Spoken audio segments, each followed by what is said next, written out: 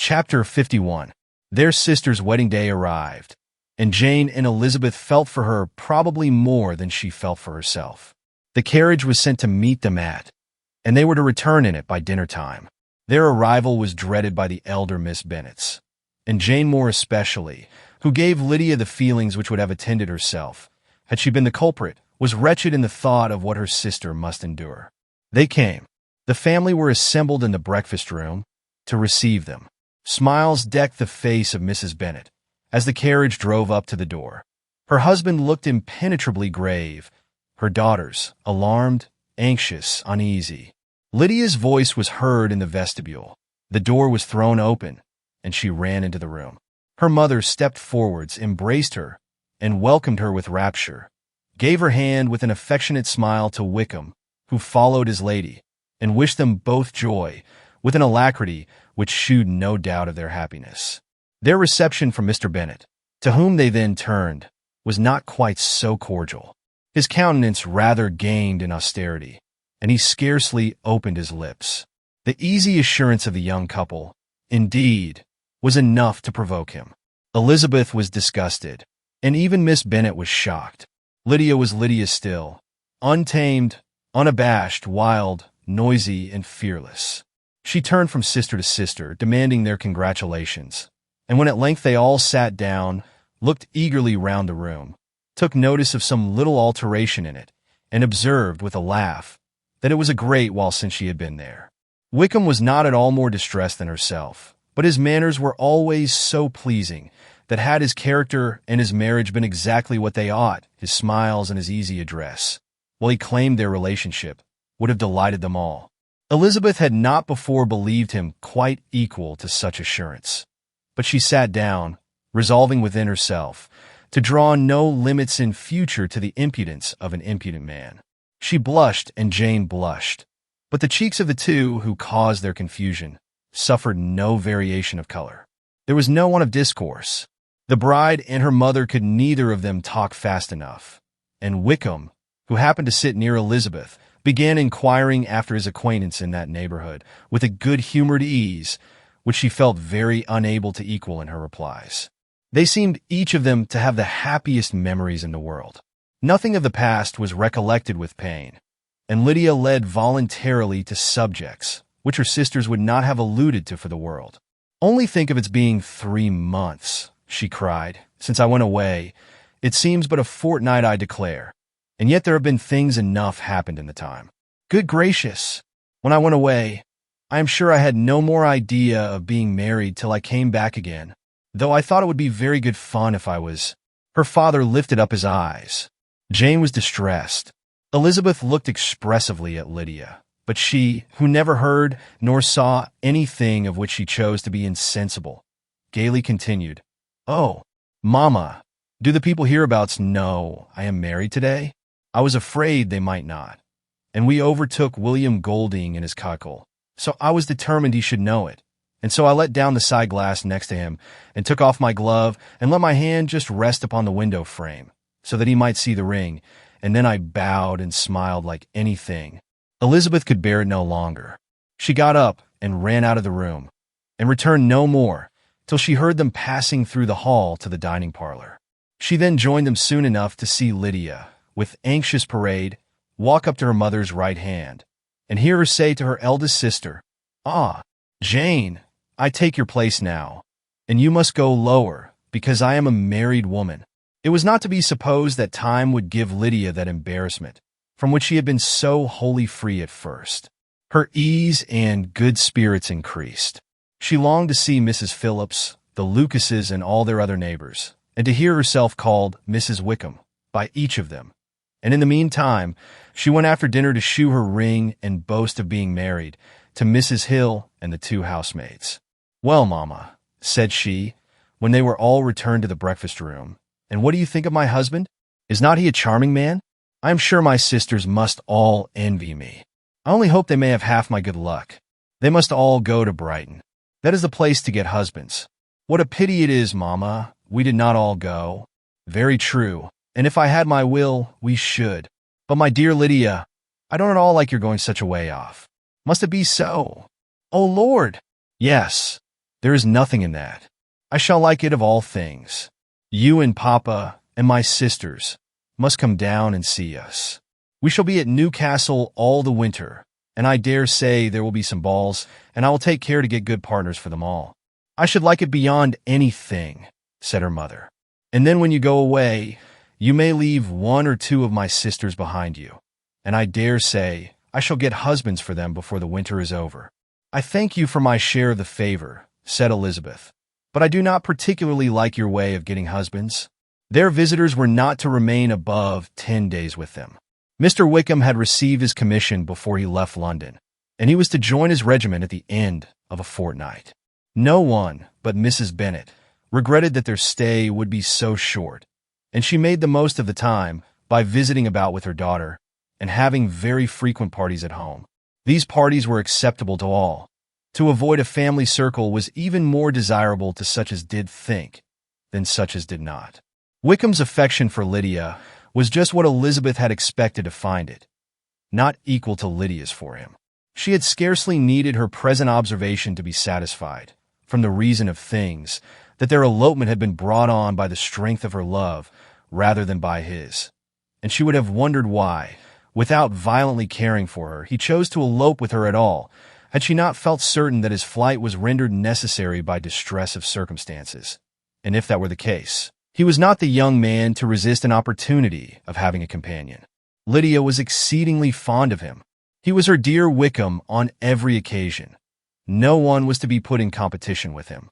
He did everything best in the world, and she was sure he would kill more birds on the 1st of September than anybody else in the country.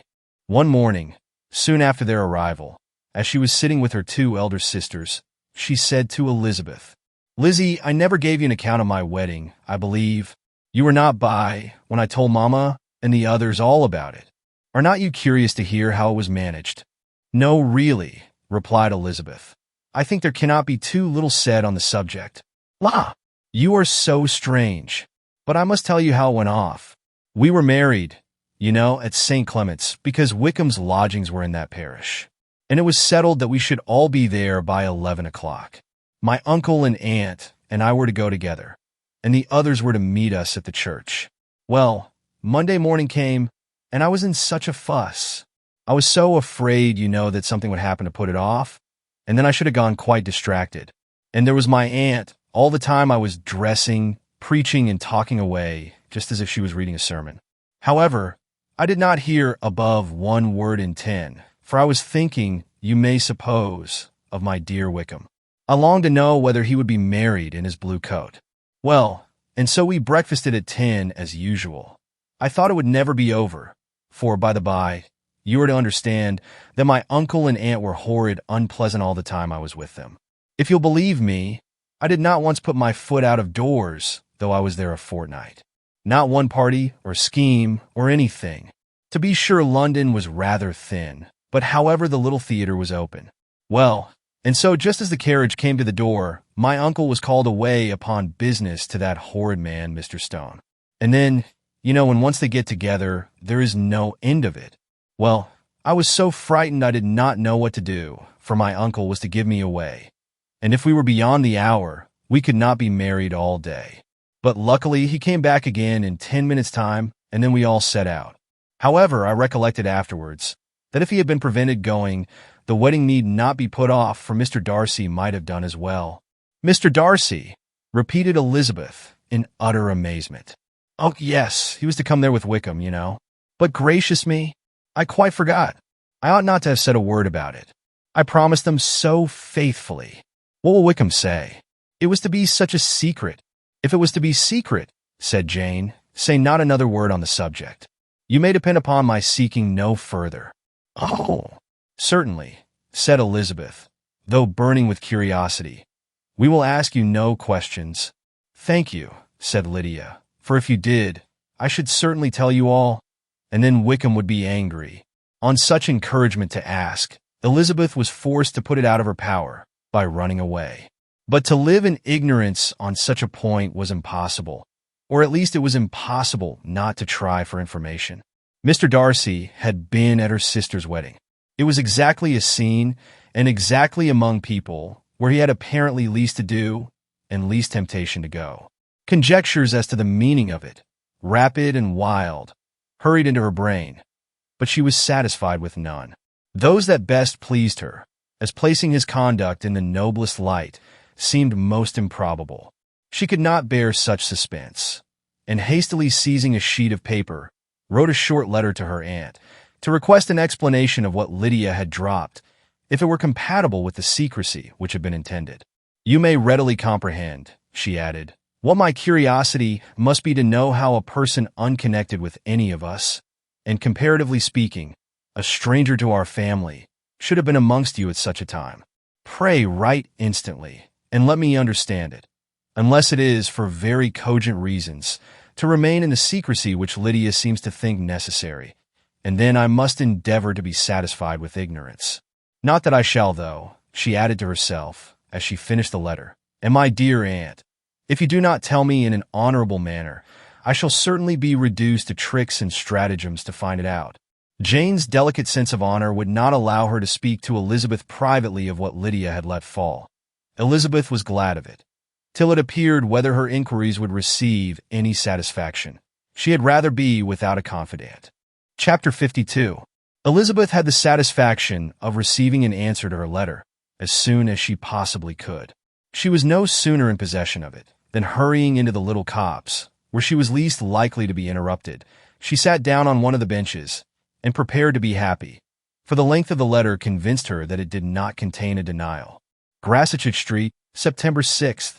My dear niece, I have just received your letter, and shall devote this whole morning to answering it, as I foresee that a little writing will not comprise what I have to tell you. I must confess myself surprised by your application. I did not expect it from you. Don't think me angry, however, for I only mean to let you know that I had not imagined such inquiries to be necessary on your side. If you do not choose to understand me, forgive my impertinence. Your uncle is as much surprised as I am, and nothing but the belief of your being a party concerned would have allowed him to act as he has done. But if you are really innocent and ignorant, I must be more explicit. On the very day of my coming home from Longbourn, your uncle had a most unexpected visitor. Mr. Darcy called and was shut up with him several hours. It was all over before I arrived, so my curiosity was not so dreadfully racked as yours seems to have been.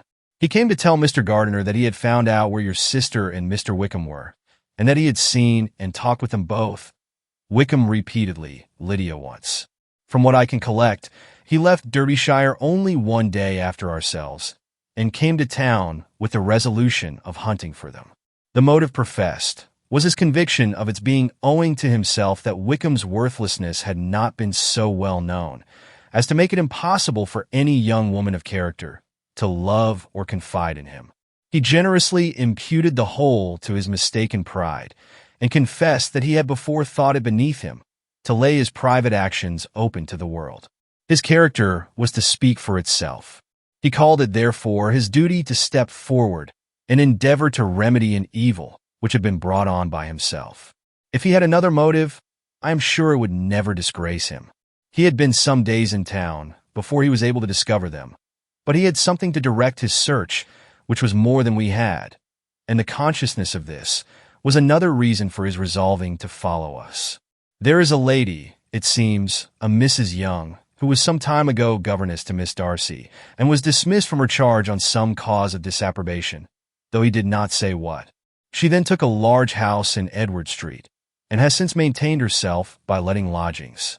This Mrs. Young was, he knew, intimately acquainted with Wickham, and he went to her for intelligence of him as soon as he got to town. But it was 2 or 3 days before he could get from her what he wanted. She would not betray her trust, I suppose, without bribery and corruption, for she really did know where her friend was to be found. Wickham indeed had gone to her on their first arrival in London, and had she been able to receive them into her house, they would have taken up their abode with her. At length, however, our kind friend procured the wished-for direction. They were in Street. He saw Wickham, and afterwards insisted on seeing Lydia. His first object with her, he acknowledged, had been to persuade her to quit her present disgraceful situation and return to her friends as soon as they could be prevailed on to receive her, offering his assistance as far as it would go. But he found Lydia absolutely resolved on remaining where she was. She cared for none of her friends. She wanted no help of his. She would not hear of leaving Wickham. She was sure they should be married some time or other, and it did not much signify when. Since such were her feelings, it only remained, he thought, to secure and expedite a marriage which, in his very first conversation with Wickham, he easily learnt had never been his design. He confessed himself obliged to leave the regiment on account of some debts of honor, which were very pressing, and scrupled not to lay all the ill consequences of Lydia's flight on her own folly alone. He meant to resign his commission immediately, and as to his future situation, he could conjecture very little about it. He must go somewhere, but he did not know where, and he knew he should have nothing to live on. Mr. Darcy asked him why he had not married your sister at once. Though Mr. Bennet was not imagined to be very rich, he would have been able to do something for him, and his situation must have been benefited by marriage. But he found, in reply to this question, that Wickham still cherished the hope of more effectually making his fortune by marriage in some other country. Under such circumstances, however, he was not likely to be proof against the temptation of immediate relief. They met several times, for there was much to be discussed. Wickham, of course, wanted more than he could get, but at length was reduced to be reasonable. Everything being settled between them, Mr. Darcy's next step was to make your uncle acquainted with it, and he first called in Grassetcher Street the evening before I came home. But Mr. Gardiner could not be seen, and Mr. Darcy found, on further inquiry, that your father was still with him, but would quit town the next morning. He did not judge your father to be a person whom he could so properly consult as your uncle, and therefore readily postponed seeing him till after the departure of the former. He did not leave his name. Until the next day, it was only known that a gentleman had called on business. On Saturday, he came again. Your father was gone, your uncle at home, and, as I said before, they had a great deal of talk together. They met again on Sunday, and then I saw him too. It was not all settled before Monday. As soon as it was, the express was sent off to Longbourn. But our visitor was very obstinate. I fancy, Lizzie, that obstinacy is the real defect of his character after all. He has been accused of many faults at different times, but this is the true one. Nothing was to be done that he did not do himself, though I am sure, and I do not speak it to be thanked, therefore say nothing about it. Your uncle would most readily have settled the whole. They battled it together for a long time, which was more than either the gentleman or lady concerned in it deserved. But at last your uncle was forced to yield, and instead of being allowed to be of use to his niece, was forced to put up with only having the probable credit of it, which went sorely against the grain. And I really believe your letter this morning gave him great pleasure, because it required an explanation that would rob him of his borrowed feathers, and give the praise where it was due. But, Lizzie, this must go no farther than yourself, or Jane at most. You know pretty well, I suppose, what has been done for the young people.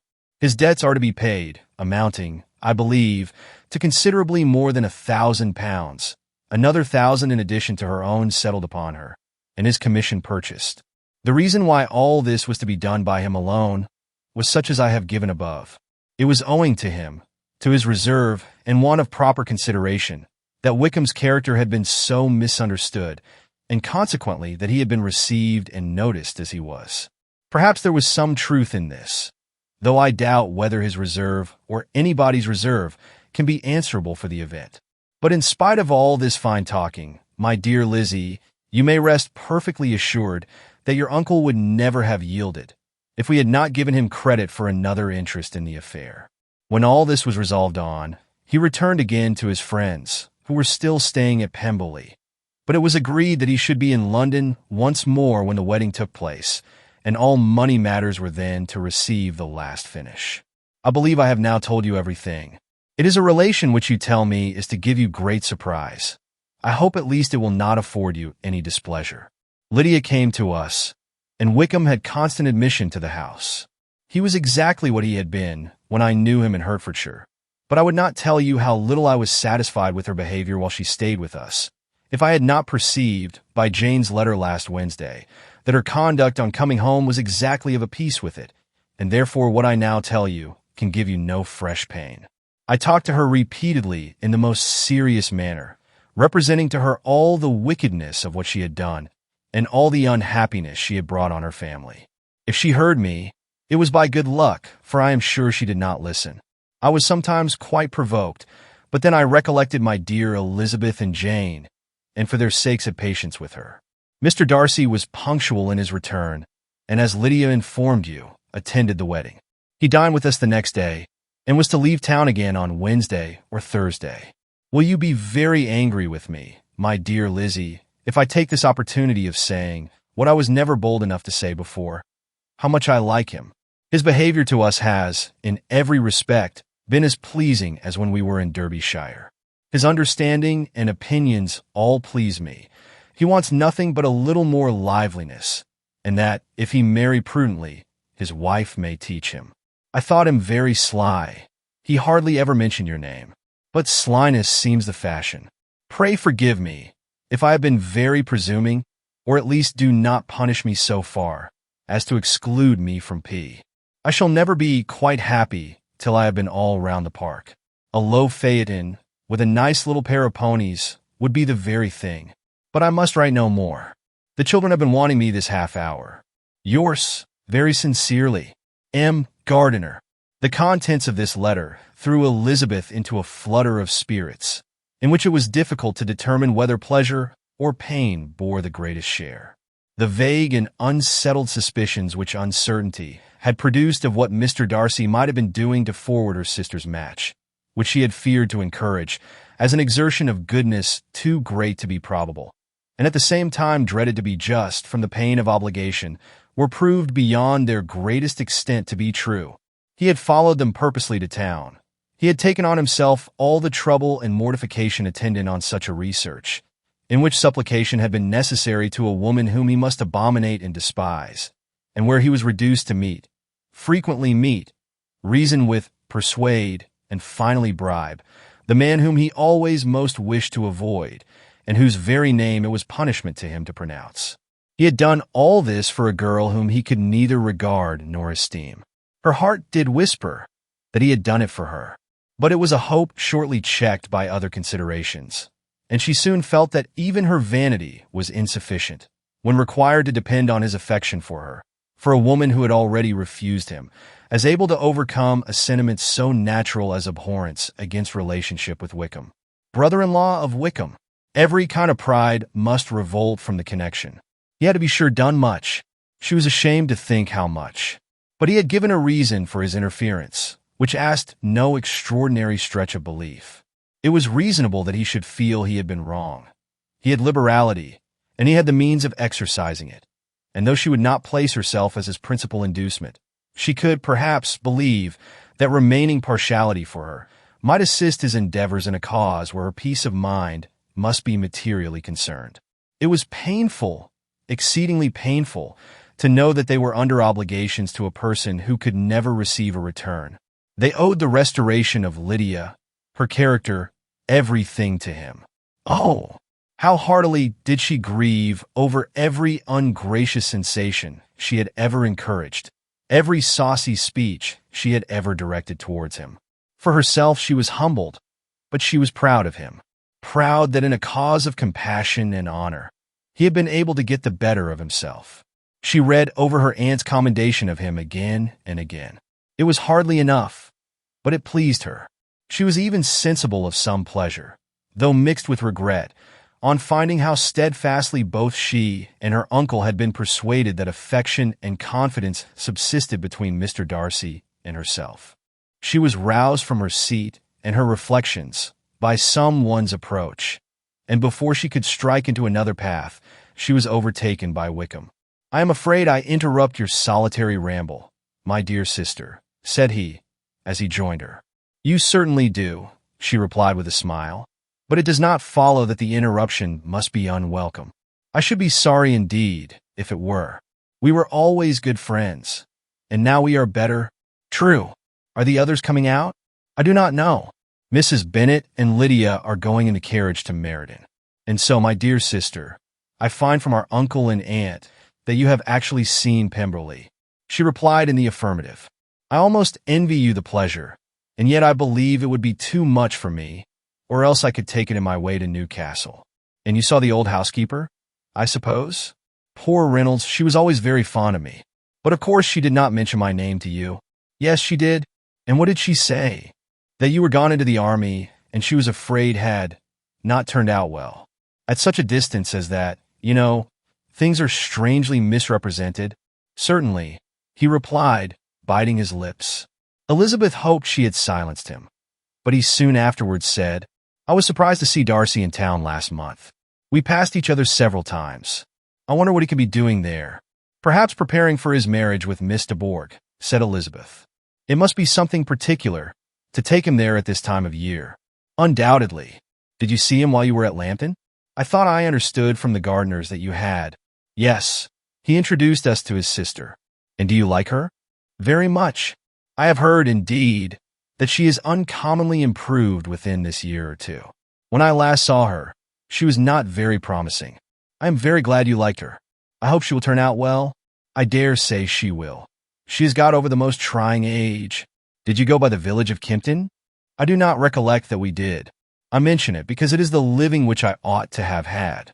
A most delightful place. Excellent parsonage house. It would have suited me in every respect. How should you have liked making sermons? Exceedingly well. I should have considered it as part of my duty, and the exertion would soon have been nothing. One ought not to repine, but, to be sure, it would have been such a thing for me. The quiet, the retirement of such a life, would have answered all my ideas of happiness. But it was not to be. Did you ever hear Darcy mention the circumstance, when you were in Kent? I have heard from authority, which I thought is good, that it was left you conditionally only, and at the will of the present patron. You have. Yes, there was something in that. I told you so from the first, you may remember. I did hear, too, that there was a time when sermon-making was not so palatable to you as it seems to be at present, that you actually declared your resolution of never taking orders, and that the business had been compromised accordingly. You did, and it was not wholly without foundation. You may remember what I told you on that point when first we talked of it. They were now almost at the door of the house, for she had walked fast to get rid of him, and unwilling for her sister's sake to provoke him, she only said in reply, with a good-humored smile, Come, Mr. Wickham, we are brother and sister, you know. Do not let us quarrel about the past. In future, I hope we shall be always of one mind. She held out her hand.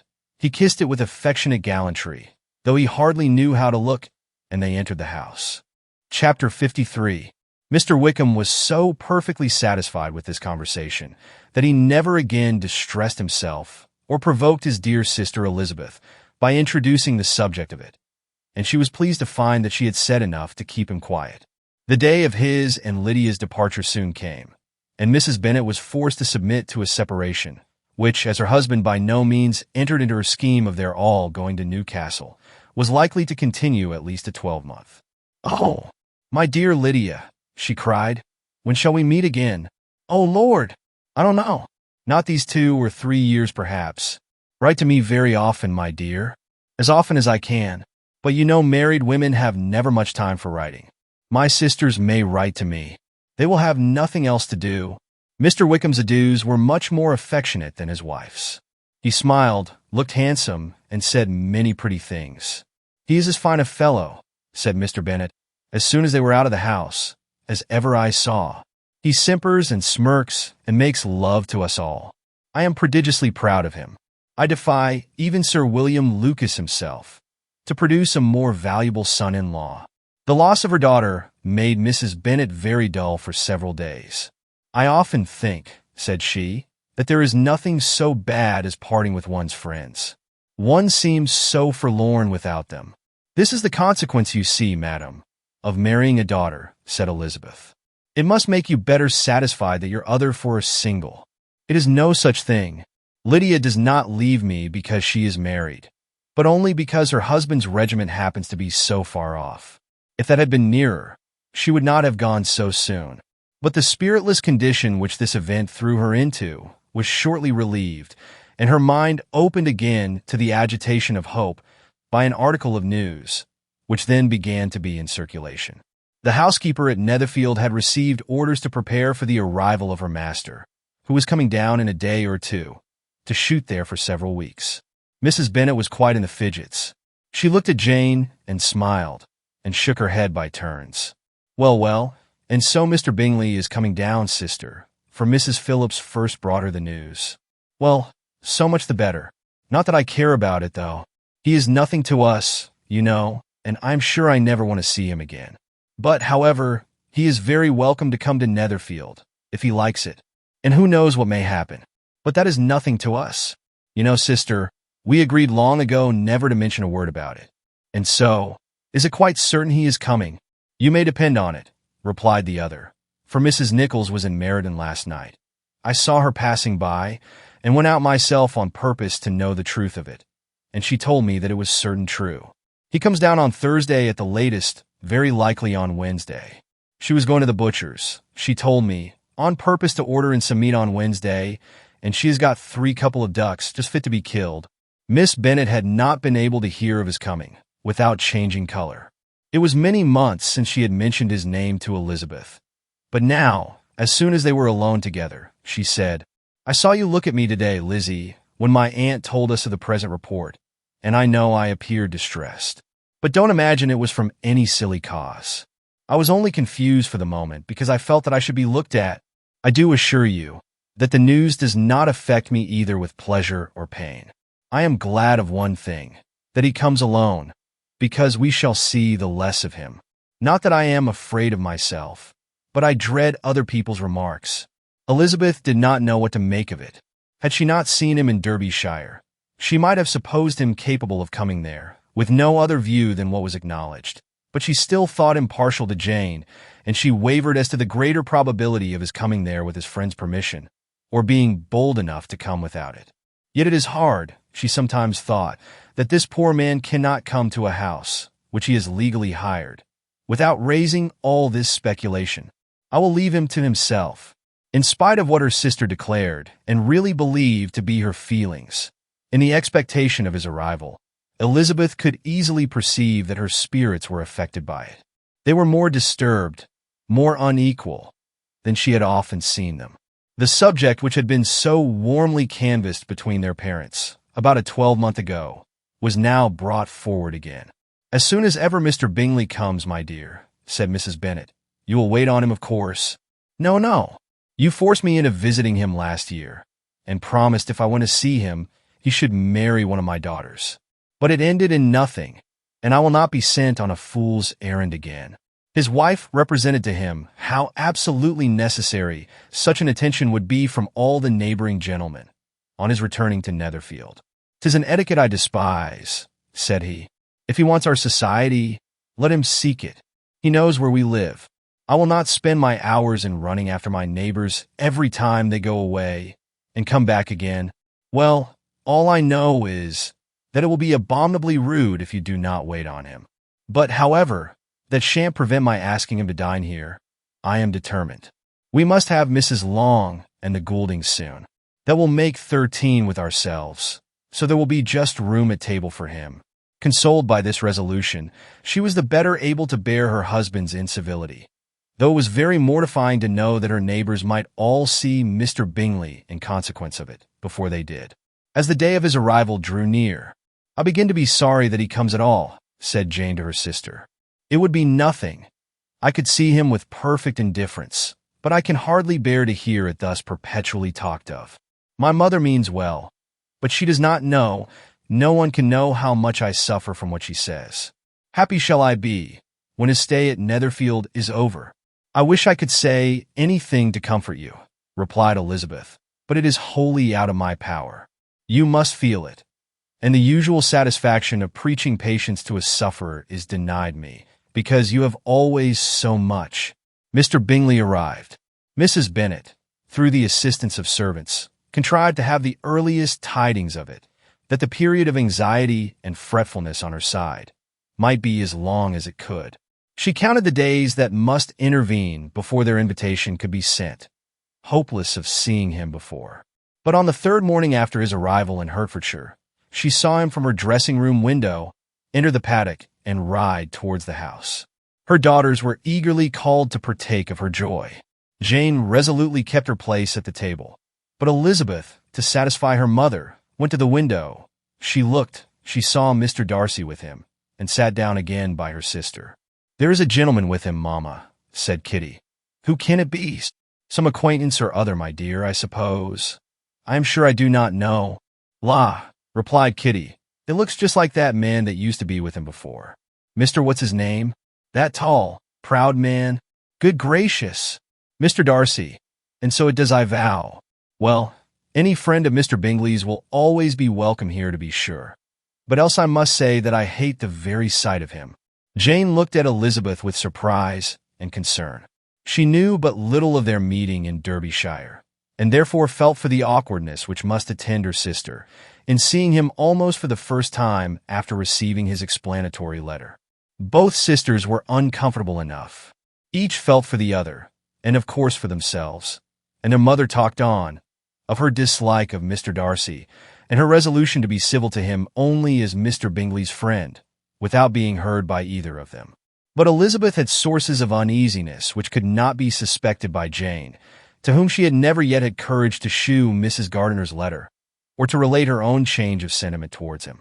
To Jane, he could be only a man whose proposal she had refused, and whose merit she had undervalued.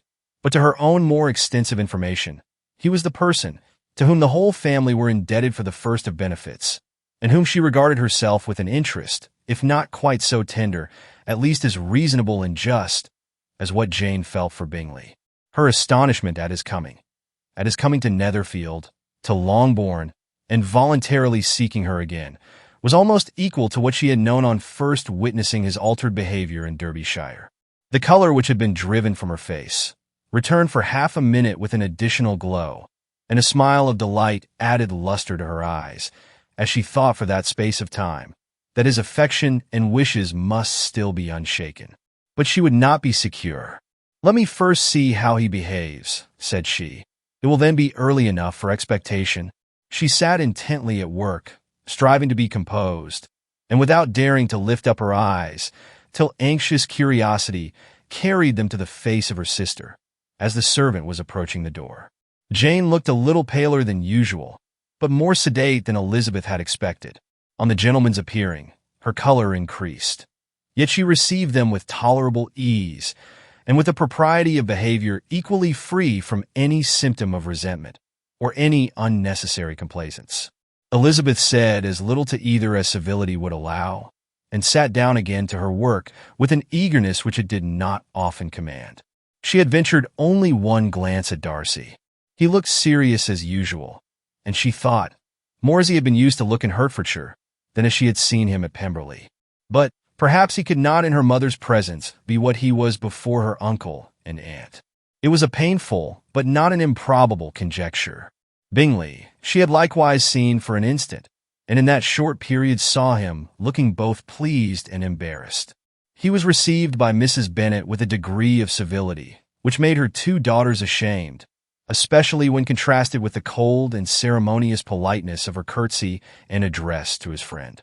Elizabeth particularly, who knew that her mother owed to the latter the preservation of her favorite daughter from irremediable infamy, was hurt and distressed to a most painful degree by a distinction so ill applied.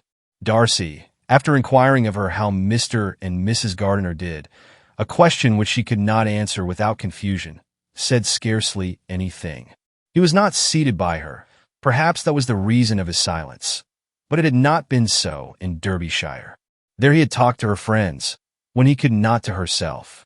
But now several minutes elapsed without bringing the sound of his voice, and when occasionally, unable to resist the impulse of curiosity, she raised her eyes to his face, she as often found him looking at Jane as at herself, and frequently on no object but the ground. More thoughtfulness and less anxiety to please than when they last met were plainly expressed. She was disappointed and angry with herself for being so. "Could I expect it to be otherwise?" said she.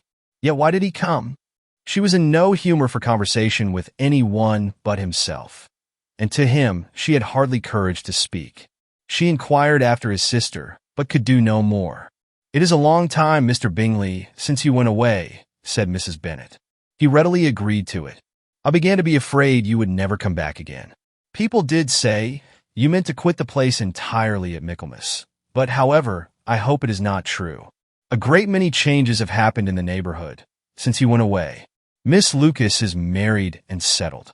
And one of my own daughters, I suppose you have heard of it. Indeed, you must have seen it in the papers. It was in the Times and the Courier, I know, though it was not put in as it ought to be. It was only said, lately George Wickham, ESQ to Miss Lydia Bennet, without there being a syllable said of her father, or the place where she lived, or anything. It was my brother Gardiner's drawing up too, and I wonder how he came to make such an awkward business of it. Did you see it? Bingley replied that he did, and made his congratulations. Elizabeth dared not lift up her eyes. How Mr. Darcy looked, therefore, she could not tell. It is a delightful thing, to be sure, to have a daughter well married, continued her mother, but at the same time, Mr. Bingley, it is very hard to have her taken such away from me. They are gone down to Newcastle, a place quite northward, it seems, and they're there to stay I do not know how long. His regiment is there, for I suppose you have heard of his leaving the shire, and of his being gone into the regulars. Thank heaven, he has some friends, though perhaps not so many as he deserves. Elizabeth, who knew this to be levelled at Mr. Darcy, was in such misery of shame that she could hardly keep her seat. It drew from her, however, the exertion of speaking, which nothing else had so effectually done before, and she asked Bingley whether he meant to make any stay in the country at present. A few weeks, he believed. When you have killed all your own birds, Mr. Bingley, said her mother, I beg you will come here and shoot as many as you please on Mr. Bennet's manor. I am sure he will be vastly happy to oblige you, and will save all the best of the coveys for you. Elizabeth's misery increased at such unnecessary, such officious attention, were the same fair prospect to arise at present as had flattered them a year ago. Everything, she was persuaded, would be hastening to the same vexatious conclusion. At that instant she felt that years of happiness could not make Jane or herself amends for moments of such painful confusion. The first wish of my heart, said she to herself, is never more to be in company with either of them. Their society can afford no pleasure that will atone for such wretchedness as this. Let me never see either one or the other again. Yet the misery, for which years of happiness were to offer no compensation, received soon afterwards material relief from observing how much the beauty of her sister rekindled the admiration of her former lover. When first he came in, he had spoken to her, but little, but every 5 minutes seemed to be giving her more of his attention. He found her as handsome as she had been last year, as good-natured, and as unaffected, though not quite so chatty. Jane was anxious that no difference should be perceived in her at all, and was really persuaded that she talked as much as ever. But her mind was so busily engaged that she did not always know when she was silent. When the gentleman rose to go away, Mrs. Bennet was mindful of her intended civility, and they were invited and engaged to dine at Longbourn in a few days' time. You are quite a visit in my debt, Mr. Bingley, she added, for when you went to town last winter, you promised to take a family dinner with us as soon as you returned. I have not forgot, you see, and I assure you, I was very much disappointed that you did not come back and keep your engagement. Bingley looked a little silly at this reflection, and said something of his concern at having been prevented by business. They then went away. Mrs. Bennet had been strongly inclined to ask them to stay and dine there that day, but though she always kept a very good table, she did not think anything less than 2 courses could be good enough for a man on whom she had such anxious designs, or satisfy the appetite and pride of one who had 10,000 a year. Chapter 54. As soon as they were gone, Elizabeth walked out to recover her spirits, or in other words, to dwell without interruption on those subjects that must deaden them more. Mr. Darcy's behavior astonished and vexed her. Why, if he came only to be silent, grave, and indifferent, said she, did he come at all? She could settle it in no way that gave her pleasure. He could be still amiable, still pleasing to my uncle and aunt when he was in town, and why not to me? If he fears me, why come hither? If he no longer cares for me, why silent? Teasing man. I will think no more about him. Her resolution was for a short time involuntarily kept by the approach of her sister, who joined her with a cheerful look which shewed her better satisfied with their visitors than Elizabeth.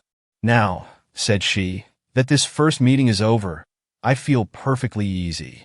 I know my own strength, and I shall never be embarrassed again by his coming. I am glad he dines here on Tuesday. It will then be publicly seen that on both sides we meet only as common and indifferent acquaintance." "Yes, very indifferent indeed," said Elizabeth, laughingly. "Oh, Jane, take care. My dear Lizzie, you cannot think me so weak as to be in danger now. I think you are in very great danger of making him as much in love with you as ever." They did not see the gentleman again till Tuesday, and Mrs. Bennet, in the meanwhile, was giving way to all the happy schemes which the good humor and common politeness of Bingley, in half an hour's visit, had revived. On Tuesday there was a large party assembled at Longbourn, and the two, who were most anxiously expected, to the credit of their punctuality as sportsmen, were in very good time. When they repaired to the dining-room, Elizabeth eagerly watched to see whether Bingley would take the place, which, in all their former parties, had belonged to him by her sister. Her prudent mother, occupied by the same ideas, forbore to invite him to sit by herself. On entering the room, he seemed to hesitate, but Jane happened to look round, and happened to smile. It was decided. He placed himself by her. Elizabeth, with a triumphant sensation, looked towards his friend. He bore it with noble indifference, and she would have imagined that Bingley had received his sanction to be happy, had she not seen his eyes likewise turned towards Mr. Darcy, with an expression of half-laughing alarm. His behavior to her sister was such, during dinner-time, as shewed an admiration of her, which, though more guarded than formerly, persuaded Elizabeth that if left wholly to himself, Jane's happiness, and his own, would be speedily secured. Though she dared not depend upon the consequence, she yet received pleasure from observing his behavior. It gave her all the animation that her spirits could boast, for she was in no cheerful humor. Mr. Darcy was almost as far from her as the table could divide them. He was on one side of her mother. She knew how little such a situation would give pleasure to either, or make either appear to advantage. She was not near enough to hear any of their discourse, but she could see how seldom they spoke to each other, and how formal and cold was their manner whenever they did. Her mother's ungraciousness made the sense of what they owed him more painful to Elizabeth's mind, and she would, at times, have given anything to be privileged to tell him that his kindness was neither unknown nor unfelt by the whole of the family.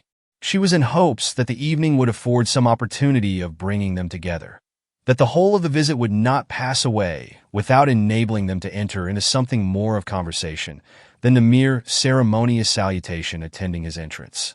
Anxious and uneasy, the period which passed in the drawing-room, before the gentlemen came, was wearisome and dull to a degree that almost made her uncivil. She looked forward to their entrance as the point on which all her chance of pleasure for the evening must depend. "If he does not come to me, then," said she, "I shall give him up for ever." The gentleman came, and she thought he looked as if he would have answered her hopes. But alas! The ladies had crowded round the table, where Miss Bennet was making tea, and Elizabeth pouring out the coffee, in so close a confederacy that there was not a single vacancy near her which would admit of a chair. And on the gentleman's approaching, one of the girls moved closer to her than ever, and said in a whisper, "The men shan't come and part us. I am determined. We want none of them, do we?" Darcy had walked away to another part of the room. She followed him with her eyes, envied every one to whom he spoke, had scarcely patience enough to help anybody to coffee, and then was enraged against herself for being so silly. A man who has once been refused. How could I ever be foolish enough to expect a renewal of his love? Is there one among the sex who would not protest against such a weakness as a second proposal to the same woman? There is no indignity so abhorrent to their feelings. She was a little revived, however, by his bringing back his coffee cup himself, and she seized the opportunity of saying, "Is your sister at Pemberley still?" "Yes, she will remain there till Christmas." "And quite alone? Have all her friends left her?" "Mrs. Annesley is with her. The others have been gone on to Scarborough these 3 weeks." She could think of nothing more to say, but if he wished to converse with her, he might have better success. He stood by her, however, for some minutes in silence, and at last, on the young ladies whispering to Elizabeth again, he walked away. When the tea things were removed and the card tables placed, the ladies all rose, and Elizabeth was then hoping to be soon joined by him, when all her views were overthrown by seeing him fall a victim to her mother's rapacity for whist players, and in a few moments after seated with the rest of the party. She now lost every expectation of pleasure. They were confined for the evening at different tables, and she had nothing to hope, but that his eyes were so often turned towards her side of the room as to make him play as unsuccessfully as herself.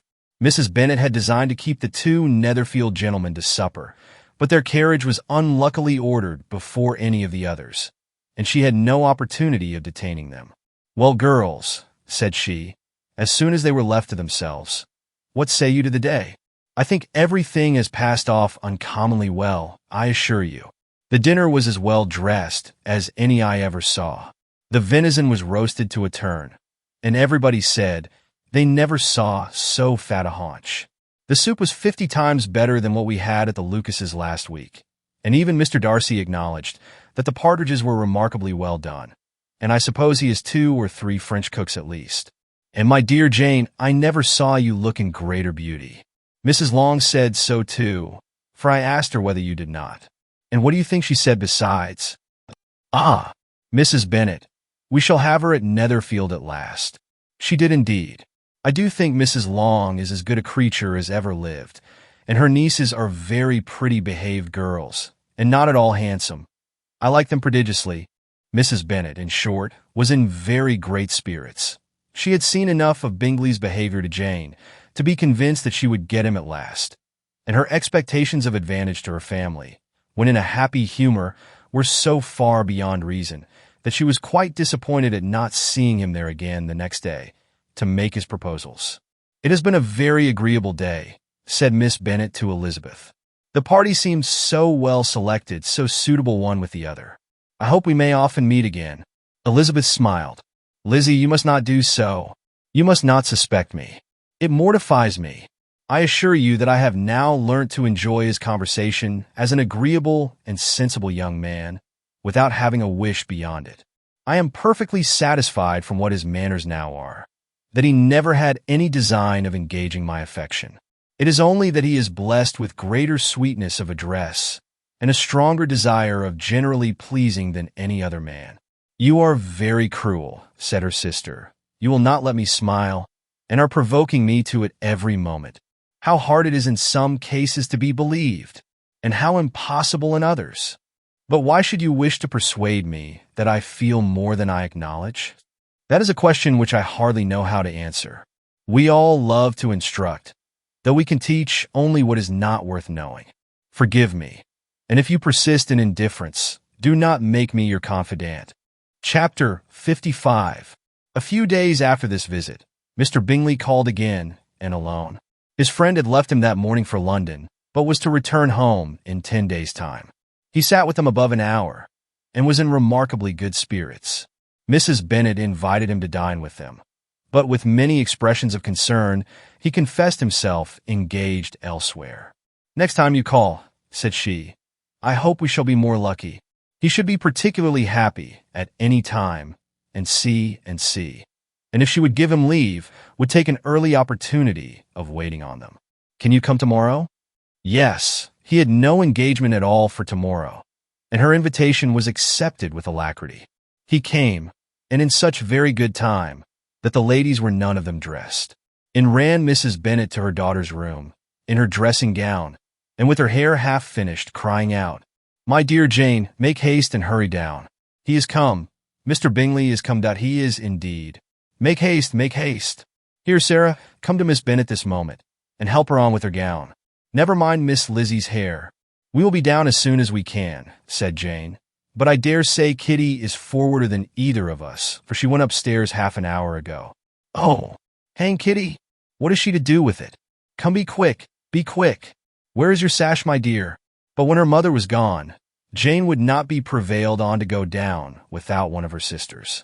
The same anxiety to get them by themselves was visible again in the evening. After tea, Mr. Bennet retired to the library, as was his custom, and Mary went upstairs to her instrument. 2 obstacles of the 5 being thus removed, Mrs. Bennet sat looking and winking at Elizabeth and Catherine for a considerable time, without making any impression on them. Elizabeth would not observe her, and when at last Kitty did, she very innocently said, "What is the matter, Mamma? What do you keep winking at me for? What am I to do?" "Nothing, child, nothing. I did not wink at you." She then sat still 5 minutes longer, but unable to waste such a precious occasion, she suddenly got up and saying to Kitty, "Come here, my love, I want to speak to you," took her out of the room. Jane instantly gave a look at Elizabeth, which spoke her distress at such premeditation, and her entreaty that she would not give in to it. In a few minutes, Mrs. Bennet half opened the door and called out, "Lizzie, my dear, I want to speak with you." Elizabeth was forced to go. "We may as well leave them by themselves, you know," said her mother as soon as she was in the hall. "Kitty and I are going upstairs to sit in my dressing room." Elizabeth made no attempt to reason with her mother, but remained quietly in the hall till she and Kitty were out of sight, then returned into the drawing room. Mrs. Bennet's schemes for this day were ineffectual. Bingley was everything that was charming, except the professed lover of her daughter. His ease and cheerfulness rendered him a most agreeable addition to their evening party, and he bore with the ill-judged officiousness of the mother, and heard all her silly remarks with a forbearance and command of countenance, particularly grateful to the daughter. He scarcely needed an invitation to stay supper, and before he went away, an engagement was formed, chiefly through his own and Mrs. Bennet's means, for his coming next morning to shoot with her husband. After this day, Jane said no more of her indifference. Not a word passed between the sisters concerning Bingley, but Elizabeth went to bed in the happy belief that all must speedily be concluded, unless Mr. Darcy returned within the stated time. Seriously, however, she felt tolerably persuaded that all this must have taken place with that gentleman's concurrence.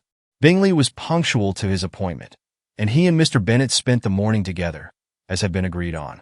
The latter was much more agreeable than his companion expected. There was nothing of presumption or folly in Bingley that could provoke his ridicule or disgust him into silence, and he was more communicative and less eccentric than the other had ever seen him. Bingley, of course, returned with him to dinner, and in the evening Mrs. Bennet's invention was again at work to get everybody away from him and her daughter.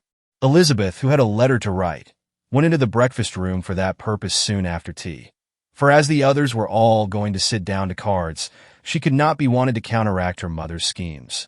But on returning to the drawing room, when her letter was finished, she saw, to her infinite surprise, there was reason to fear that her mother had been too ingenious for her.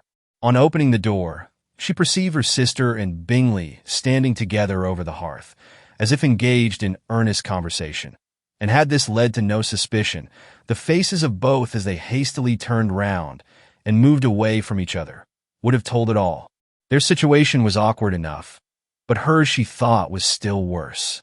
Not a syllable was uttered by either, and Elizabeth was on the point of going away again, when Bingley, who as well as the other had sat down, suddenly rose, and whispering a few words to her sister, ran out of the room. Jane could have no reserves from Elizabeth, where confidence would give pleasure, and instantly embracing her, acknowledged, with the liveliest emotion, that she was the happiest creature in the world. "'Tis too much," she added, "by far too much. I do not deserve it. Oh, why is not everybody as happy?" Elizabeth's congratulations were given with a sincerity, a warmth, a delight, which words could but poorly express. Every sentence of kindness was a fresh source of happiness to Jane, but she would not allow herself to stay with her sister, or say half that remained to be said for the present. "I must go instantly to my mother," she cried. "I would not on any account trifle with her affectionate solicitude, or allow her to hear it from anyone but myself. He has gone to my father already. Oh, Lizzie, to know that what I have to relate will give such pleasure to all my dear family. How shall I bear so much happiness?" She then hastened away to her mother, who had purposely broken up the card party, and was sitting upstairs with Kitty. Elizabeth, who was left by herself, now smiled at the rapidity and ease with which an affair was finally settled that had given them so many previous months of suspense and vexation. "And this," said she, is the end of all his friends' anxious circumspection, of all his sister's falsehood and contrivance. The happiest, wisest, most reasonable end. In a few minutes she was joined by Bingley, whose conference with her father had been short and to the purpose. "Where is your sister?" said he hastily, as he opened the door. "With my mother upstairs. She will be down in a moment, I dare say." He then shut the door, and coming up to her, claimed the good wishes and affection of a sister. Elizabeth honestly and heartily expressed her delight in the prospect of their relationship. They shook hands with great cordiality, and then till her sister came down, she had to listen to all he had to say of his own happiness and of Jane's perfections. And in spite of his being a lover, Elizabeth really believed all his expectations of felicity to be rationally founded, because they had for basis the excellent understanding and super-excellent disposition of Jane, and a general similarity of feeling and taste between her and himself. It was an evening of no common delight to them all. The satisfaction of Miss Bennet's mind gave a glow of such sweet animation to her face as made her look handsomer than ever. Kitty simpered and smiled, and hoped her turn was coming soon. Mrs. Bennet could not give her consent, or speak her approbation in terms warm enough to satisfy her feelings, though she talked to Bingley of nothing else for half an hour, and when Mr. Bennet joined them at supper, his voice and manner plainly shewed how really happy he was. Not a word, however, passed his lips in allusion to it, till their visitor took his leave for the night. But as soon as he was gone, he turned to his daughter and said, "Jane, I congratulate you. You will be a very happy woman." Jane went to him instantly, kissed him, and thanked him for his goodness. "You are a good girl," he replied, "and I have great pleasure in thinking you will be so happily settled. I have not a doubt of your doing very well together. Your tempers are by no means unlike. You are each of you so complying that nothing will ever be resolved on, so easy that every servant will cheat you, and so generous that you will always exceed your income. I hope not so. Imprudence or thoughtlessness in money matters would be unpardonable in me. Exceed their income. My dear Mr. Bennet," cried his wife, "what are you talking of? Why, he has 4,000 or 5,000 a year, and very likely more." Then addressing her daughter, "Oh, my dear Jane, I am so happy. I am sure I shan't get a wink of sleep all night. I knew how it would be. I always said it must be so, at last. I was sure you could not be so beautiful for nothing. I remember, as soon as ever I saw him, when he first came into Herefordshire last year, I thought how likely it was that you should come together. Oh, he is the handsomest young man that ever was seen. Wickham, Lydia, were all forgotten." Jane was beyond competition her favorite child. At that moment, she cared for no other. Her younger sisters soon began to make interest with her for objects of happiness which she might in future be able to dispense. Mary petitioned for the use of the library at Netherfield, and Kitty begged very hard for a few balls there every winter. Bingley, from this time, was of course a daily visitor at Longbourn, coming frequently before breakfast and always remaining till after supper, unless when some barbarous neighbor, who could not be enough detested, had given him an invitation to dinner, which he thought himself obliged to accept. Elizabeth had now but little time for conversation with her sister, for while he was present, Jane had no attention to bestow on anyone else, but she found herself considerably useful to both of them in those hours of separation that must sometimes occur. In the absence of Jane, he always attached himself to Elizabeth for the pleasure of talking of her, and when Bingley was gone, Jane constantly sought the same means of relief. "He has made me so happy," said she, one evening, by telling me that he was totally ignorant of my being in town last spring. I had not believed it possible. "I suspected as much," replied Elizabeth. "But how did he account for it? It must have been his sister's doing. They were certainly no friends to his acquaintance with me, which I cannot wonder at, since he might have chosen so much more advantageously in many respects. But when they see, as I trust they will, that their brother is happy with me, they will learn to be contented, and we shall be on good terms again, though we can never be what we once were to each other." "That is the most unforgiving speech," said Elizabeth, "that I ever heard you utter. Good girl! It would vex me, indeed, to see you again the dupe of Miss Bingley's pretended regard. Would you believe it, Lizzie, that when he went to town last November, he really loved me, and nothing but a persuasion of my being indifferent would have prevented his coming down again. He made a little mistake, to be sure, but it is to the credit of his modesty. This naturally introduced a panegyric from Jane on his diffidence, and the little value he put on his own good qualities. Elizabeth was pleased to find that he had not betrayed the interference of his friend, for though Jane had the most generous and forgiving heart in the world, she knew it was a circumstance which must prejudice her against him. "I am certainly the most fortunate creature that ever existed," cried Jane. "Oh, Lizzie, why am I thus singled from my family, and blessed above them all? If I could but see you as happy, if there were but such another man for you, if you were to give me 40 such men, I never could be so happy as you. Till I have your disposition, your goodness, I never can have your happiness. No, let me shift for myself, and perhaps, if I have very good luck, I may meet with another Mr. Collins in time." The situation of affairs in the Longbourn family could not be long a secret.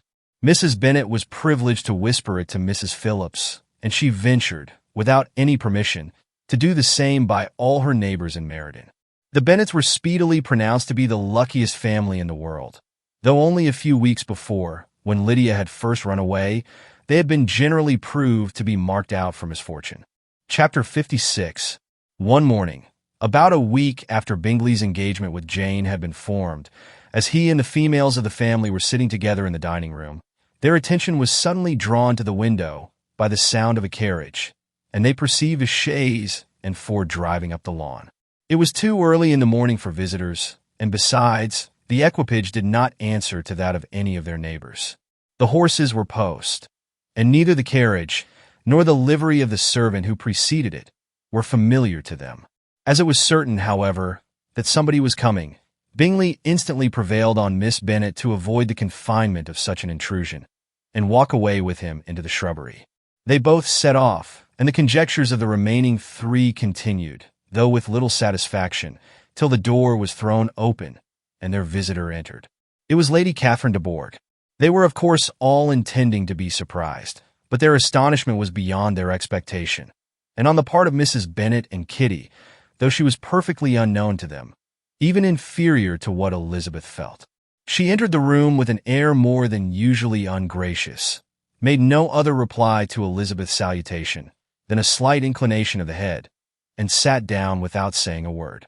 Elizabeth had mentioned her name to her mother on her ladyship's entrance, though no request of introduction had been made. Mrs. Bennet, all amazement, though flattered by having a guest of such high importance, received her with the utmost politeness. After sitting for a moment in silence, she said very stiffly to Elizabeth, "I hope you are well, Miss Bennet. That lady, I suppose, is your mother." Elizabeth replied very concisely that she was, "And that, I suppose, is one of your sisters."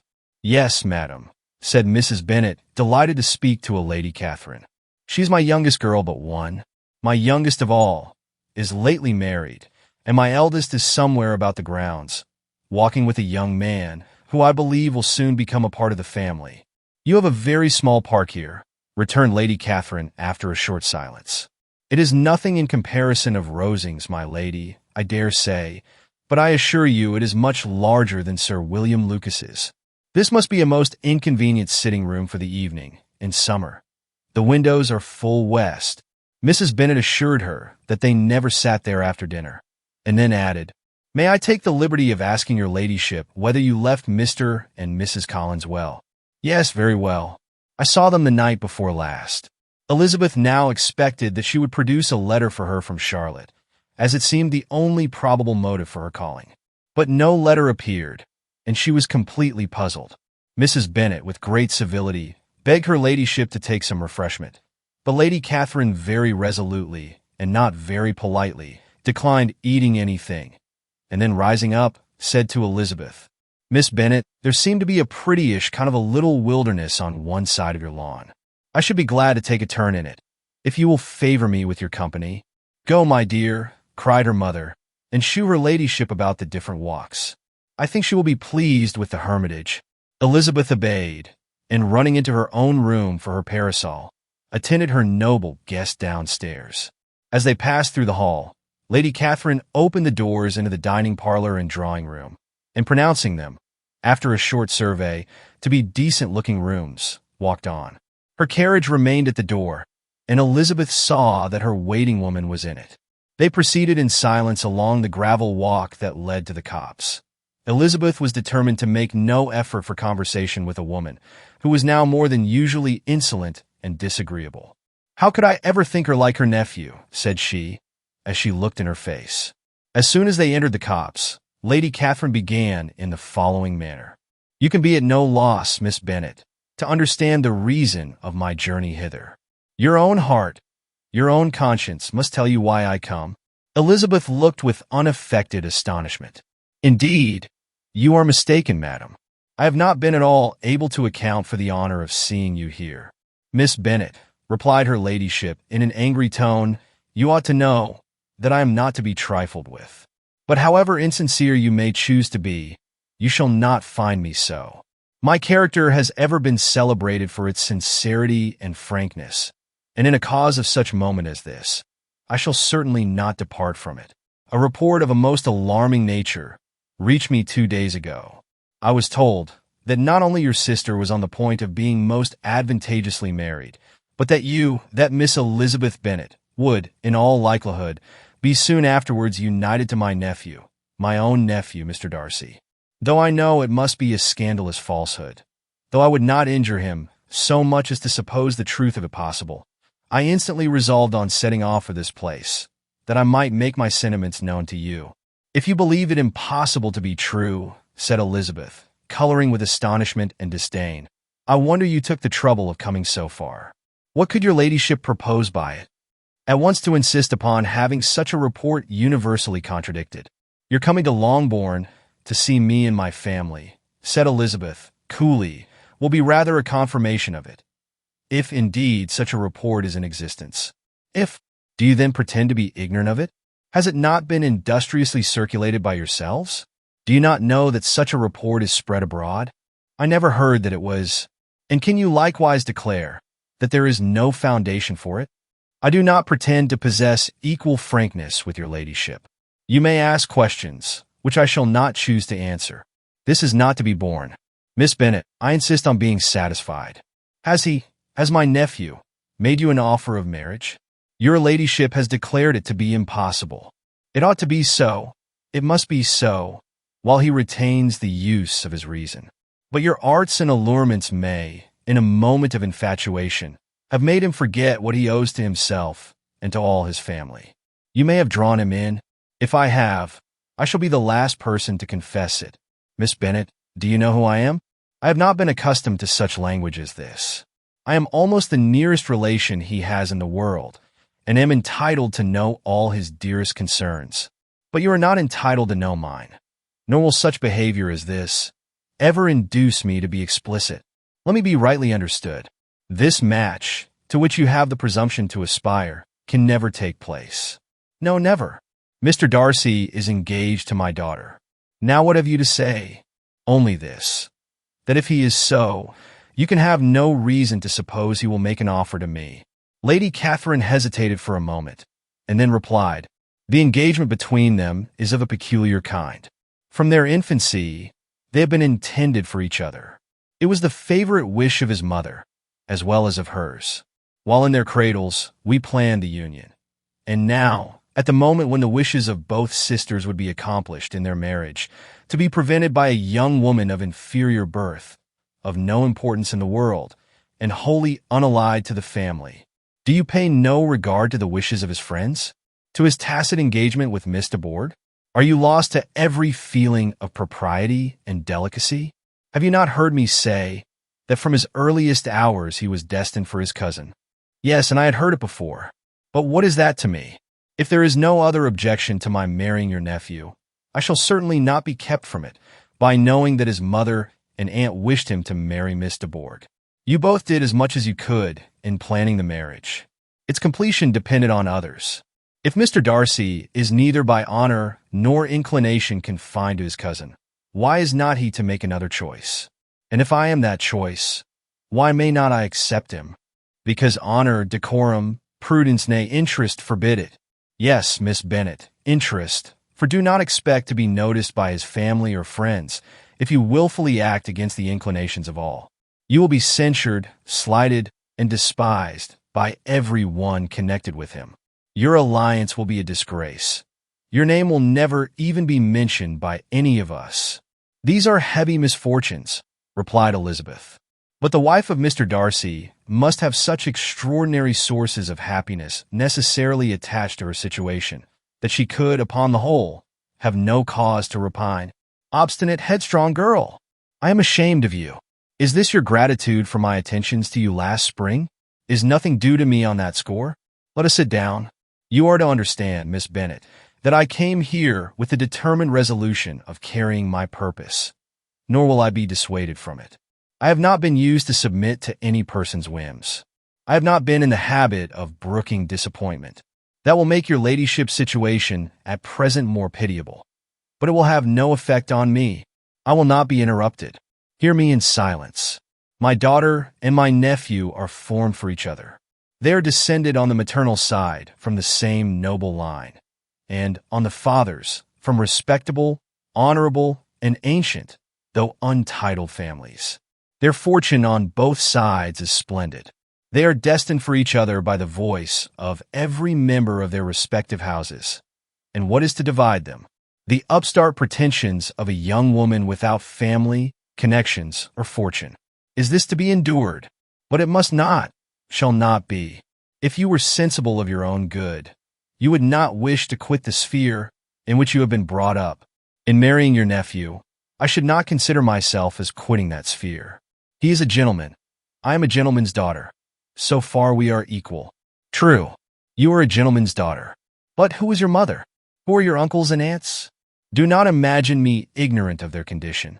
Whatever my connections may be, said Elizabeth, if your nephew does not object to them, they can be nothing to you. Tell me once for all, are you engaged to him? Though Elizabeth would not, for the mere purpose of obliging Lady Catherine, have answered this question, she could not but say, after a moment's deliberation, I am not. Lady Catherine seemed pleased. And will you promise me never to enter into such an engagement? I will make no promise of the kind. Miss Bennet, I am shocked and astonished. I expected to find a more reasonable young woman. But do not deceive yourself into a belief that I will ever recede. I shall not go away till you have given me the assurance I require, and I certainly never shall give it. I am not to be intimidated into anything so wholly unreasonable. Your ladyship wants Mr. Darcy to marry your daughter. But would my giving you the wished-for promise make their marriage at all more probable?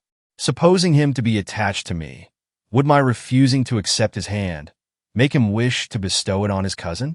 Allow me to say, Lady Catherine, that the arguments with which you have supported this extraordinary application have been as frivolous as the application was ill-judged. You have widely mistaken my character if you think I could be worked on by such persuasions as these. How far your nephew might approve of your interference in his affairs, I cannot tell, but you have certainly no right to concern yourself in mine. I must beg, therefore, to be importuned no farther on the subject. Not so hasty, if you please. I have by no means done. To all the objections I have already urged, I have still another to add. I am no stranger to the particulars of your youngest sister's infamous elopement. I know it all, that the young man's marrying her was a patched-up business at the expense of your father and uncles. And is such a girl to be my nephew's sister? Is her husband, is the son of his late father's steward, to be his brother? Heaven and earth! Of what are you thinking? Are the shades of Pemberley to be thus polluted? You can now have nothing farther to say, she resentfully answered. You have insulted me in every possible method. I must beg to return to the house. And she rose as she spoke. Lady Catherine rose also, and they turned back. Her ladyship was highly incensed. You have no regard, then, for the honor and credit of my nephew. Unfeeling, selfish girl. Do you not consider that a connection with you must disgrace him in the eyes of everybody? Lady Catherine, I have nothing farther to say. You know my sentiments. You are then resolved to have him? I have said no such thing. I am only resolved to act in that manner, which will, in my own opinion, constitute my happiness without reference to you or to any person so wholly unconnected with me. It is well. You refuse, then, to oblige me. You refuse to obey the claims of duty, honor, and gratitude. You are determined to ruin him in the opinion of all his friends, and make him the contempt of the world. Neither duty, nor honor, nor gratitude, replied Elizabeth, have any possible claim on me in the present instance. No principle of either would be violated by my marriage with Mr. Darcy. And with regard to the resentment of his family or the indignation of the world, if the former were excited by his marrying me, it would not give me one moment's concern, and the world in general would have too much sense to join in the scorn. And this is your real opinion. This is your final resolve. Very well. I shall now know how to act. Do not imagine, Miss Bennet, that your ambition will ever be gratified. I came to try you. I hope to find you reasonable. But depend upon it, I will carry my point. In this manner Lady Catherine talked on, till they were at the door of the carriage, when turning hastily round, she added, I take no leave of you, Miss Bennet. I send no compliments to your mother. You deserve no such attention. I am most seriously displeased. Elizabeth made no answer, and without attempting to persuade her ladyship to return into the house, walked quietly into it herself. She heard the carriage drive away as she proceeded upstairs. Her mother impatiently met her at the door of the dressing-room to ask why Lady Catherine would not come in again and rest herself. She did not choose it, said her daughter. She would go. She is a very fine-looking woman, and her calling here was prodigiously civil, for she only came, I suppose, to tell us the Collinses were well. She is on her road somewhere, I dare say, and so passing through Meriden, thought she might as well call on you. I suppose she had nothing particular to say to you, Lizzie? Elizabeth was forced to give into a little falsehood here, for to acknowledge the substance of their conversation was impossible. Chapter 57. The discomposure of spirits which this extraordinary visit threw Elizabeth into could not be easily overcome, nor could she for many hours learn to think of it less than incessantly. Lady Catherine, it appeared, had actually taken the trouble of this journey from Rosings for the sole purpose of breaking off her supposed engagement with Mr. Darcy.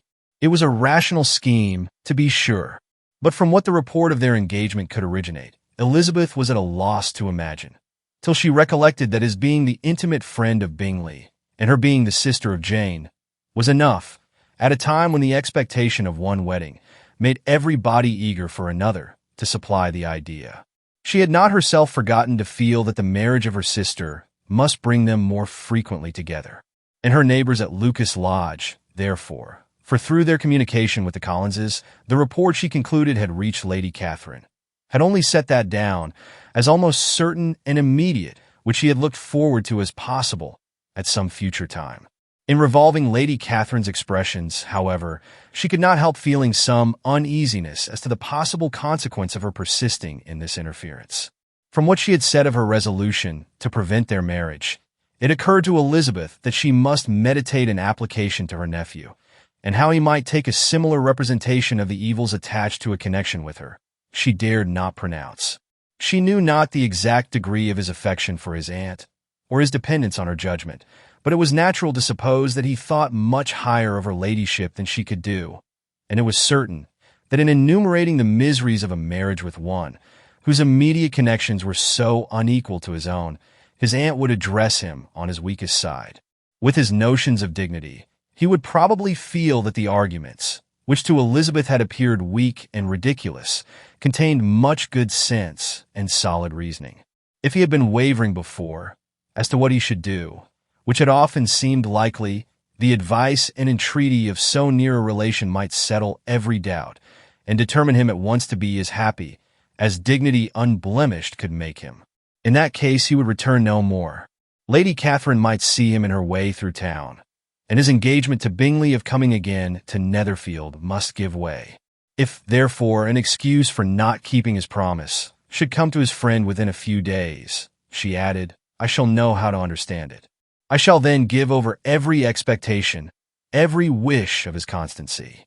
If he is satisfied with only regretting me, when he might have obtained my affections in hand, I shall soon cease to regret him at all. The surprise of the rest of the family, on hearing who their visitor had been, was very great, but they obligingly satisfied it with the same kind of supposition which had appeased Mrs. Bennet's curiosity, and Elizabeth was spared from much teasing on the subject. The next morning, as she was going downstairs, she was met by her father, who came out of his library with a letter in his hand. "Lizzie," said he, "I was going to look for you. Come into my room." She followed him thither, and her curiosity to know what he had to tell her was heightened by the supposition of its being in some manner connected with the letter he held. It suddenly struck her that it might be from Lady Catherine, and she anticipated with dismay all the consequent explanations. She followed her father to the fireplace, and they both sat down. He then said, "I have received a letter this morning that has astonished me exceedingly. As it principally concerns yourself, you ought to know its contents. I did not know before that I had 2 daughters on the brink of matrimony. Let me congratulate you on a very important conquest."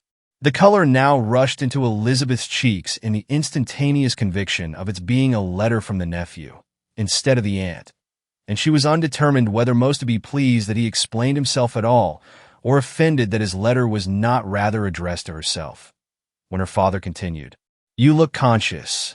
Young ladies have great penetration in such matters as these, but I think I may defy even your sagacity to discover the name of your admirer. This letter is from Mr. Collins." "From Mr. Collins? And what can he have to say?" "Something very much to the purpose, of course. He begins with congratulations on the approaching nuptials of my eldest daughter, of which it seems he has been told by some of the good-natured, gossiping Lucases. I shall not sport with your impatience by reading what he says on that point. What relates to yourself is as follows. Having thus offered you the sincere congratulations of Mrs. Collins and myself on this happy event, let me now add a short hint on the subject of another, of which we have been advertised by the same authority. Your daughter Elizabeth, it is presumed, will not long bear the name of Bennet, after her elder sister has resigned it, and the chosen partner of her fate may be reasonably looked up to as one of the most illustrious personages in this land. Can you possibly guess, Lizzie, who is meant by this? This young gentleman is blessed in a peculiar way with everything the heart of mortal can most desire: splendid property, noble kindred, and extensive patronage. Yet in spite of all these temptations, let me warn my cousin Elizabeth and yourself of what evils you may incur by a precipitate closure with this gentleman's proposals, which, of course, you will be inclined to take immediate advantage of. Have you any idea, Lizzie, who this gentleman is? But now it comes out. My motive for cautioning you is as follows. We have reason to imagine that his aunt, Lady Catherine de Bourgh, does not look on the match with a friendly eye. Mr. Darcy, you see, is the man. Now, Lizzie, I think I have surprised you. Could he, or the Lucases, have pitched on any man within the circle of our acquaintance, whose name would have given the lie more effectually to what they related? Mr. Darcy, who never looks at any woman but to see a blemish, and who probably never looked at you in his life. It is admirable. Elizabeth tried to join in her father's pleasantry, but could only force one most reluctant smile. Never had his wit been directed in a manner so little agreeable to her. Are you not diverted? Oh, yes. Pray read on. After mentioning the likelihood of this marriage to her ladyship last night, she immediately, with her usual condescension, expressed what she felt on the occasion. When it became apparent that on the score of some family objections on the part of my cousin, she would never give her consent to what she termed so disgraceful a match, I thought it my duty to give the speediest intelligence of this to my cousin, that she and her noble admirer may be aware of what they are about, and not run hastily into a marriage which has not been properly sanctioned. Mr. Collins, moreover, adds, I am truly rejoiced that my cousin Lydia's sad business has been so well hushed up, and am only concerned that their living together before the marriage took place should be so generally known. I must not, however, neglect the duties of my station, or refrain from declaring my amazement at hearing that you received the young couple into your house as soon as they were married. It was an encouragement of vice, and had I been the rector of Longbourn, I should very strenuously have opposed it. You ought certainly to forgive them as a Christian, but never to admit them in your sight, or allow their names to be mentioned in your hearing. That is his notion of Christian forgiveness. The rest of his letter is only about his dear Charlotte's situation and his expectation of a young olive branch. But Lizzie, you look as if you did not enjoy it. You are not going to be missish, I hope, and pretend to be affronted at an idle report. For what do we live but to make sport for our neighbors and laugh at them in our turn? Oh, cried Elizabeth, I am excessively diverted. But it is so strange. Yes, that is what makes it amusing. Had they fixed on any other man, it would have been nothing. But his perfect indifference and your pointed dislike make it so delightfully absurd. Much as I abominate writing, I would not give up Mr. Collins's correspondence for any consideration. Nay, when I read a letter of his, I cannot help giving him the preference even over Wickham, much as I value the impudence and hypocrisy of my son-in-law. And pray, Lizzie, what said Lady Catherine about this report? Did she call to refuse her consent? To this question his daughter replied only with a laugh, and as it had been asked without the least suspicion, she was not distressed by his repeating it. Elizabeth had never been more at a loss to make her feelings appear what they were not. It was necessary to laugh when she would rather have cried. Her father had most cruelly mortified her by what he said of Mr. Darcy's indifference, and she could do nothing but wonder at such a want of penetration, or fear that perhaps, instead of his seeing too little, she might have fancied too much. Chapter 58. Instead of receiving any such letter of excuse from his friend, as Elizabeth half expected Mr. Bingley to do, he was able to bring Darcy with him to Longbourn before many days had passed after Lady Catherine's visit. The gentleman arrived early, and before Mrs. Bennet had time to tell him of their having seen his aunt, of which her daughter sat in momentary dread, Bingley, who wanted to be alone with Jane, proposed their all walking out. It was agreed to. Mrs. Bennet was not in the habit of walking. Mary could never spare time, but the remaining 5 set off together. Bingley and Jane, however, soon allowed the others to outstrip them. They lagged behind, while Elizabeth, Kitty, and Darcy were to entertain each other. Very little was said by either. Kitty was too much afraid of him to talk. Elizabeth was secretly forming a desperate resolution, and perhaps he might be doing the same. They walked towards the Lucases because Kitty wished to call upon Maria, and as Elizabeth saw no occasion for making it a general concern, when Kitty left them, she went boldly on with him alone. Now was the moment for her resolution to be executed, and, while her courage was high, she immediately said, Mr. Darcy, I am a very selfish creature, and for the sake of giving relief to my own feelings, care not how much I may be wounding yours. I can no longer help thanking you for your unexampled kindness to my poor sister. Ever since I have known it, I have been most anxious to acknowledge to you how gratefully I feel it. Were it known to the rest of my family, I should not have merely my own gratitude to express. I am sorry, exceedingly sorry, replied Darcy, in a tone of surprise and emotion, that you have ever been informed of what may, in a mistaken light, have given you uneasiness. I did not think Mrs. Gardiner was so little to be trusted. You must not blame my aunt. Lydia's thoughtlessness first betrayed to me that you had been concerned in the matter, and of course, I could not rest till I knew the particulars. Let me thank you again and again, in the name of all my family, for that generous compassion which induced you to take so much trouble and bear so many mortifications for the sake of discovering them. If you will thank me, he replied, let it be for yourself alone, that the wish of giving happiness to you might add force to the other inducements which led me on, I shall not attempt to deny. But your family owe me nothing. Much as I respect them, I believe, I thought only of you. Elizabeth was too much embarrassed to say a word. After a short pause, her companion added, You are too generous to trifle with me. If your feelings are still what they were last April, tell me so at once.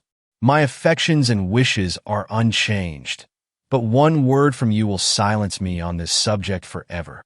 Elizabeth, feeling all the more than common awkwardness and anxiety of his situation, now forced herself to speak, and immediately, though not very fluently, gave him to understand that her sentiments had undergone so material a change since the period to which he alluded as to make her receive with gratitude and pleasure his present assurances.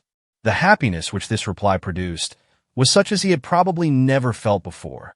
and he expressed himself on the occasion as sensibly and as warmly as a man violently in love can be supposed to do. Had Elizabeth been able to encounter his eye, she might have seen how well the expression of heartfelt delight, diffused over his face, became him. But though she could not look, she could listen, and he told her of feelings which, in proving of what importance she was to him, made his affection every moment more valuable. They walked on, without knowing in what direction. There was too much to be thought, and felt, and said, for attention to any other objects. She soon learnt that they were indebted for their present good understanding to the efforts of his aunt, who did call on him in her return through London, and there relate her journey to Longbourn, its motive, and the substance of her conversation with Elizabeth, dwelling emphatically on every expression of the latter, which, in her ladyship's apprehension, peculiarly denoted her perverseness and assurance, in the belief that such a relation must assist her endeavors to obtain that promise from her nephew, which she had refused to give. But unluckily for her ladyship, its effect had been exactly contrariwise. "It taught me to hope," said he, "as I had scarcely ever allowed myself to hope before. I knew enough of your disposition to be certain that had you been absolutely, irrevocably decided against me, you would have acknowledged it to Lady Catherine, frankly and openly." Elizabeth colored and laughed as she replied, "Yes, you know enough of my frankness to believe me capable of that. After abusing you so abominably to your face, I could have no scruple in abusing you to all your relations. What did you say of me that I did not deserve? For, though your accusations were ill-founded, formed on mistaken premises, my behavior to you at the time had merited the severest reproof. It was unpardonable. I cannot think of it without abhorrence. We will not quarrel for the greater share of blame annexed to that evening," said Elizabeth. "The conduct of neither, if strictly examined, will be irreproachable. But since then, we have both, I hope, improved in civility.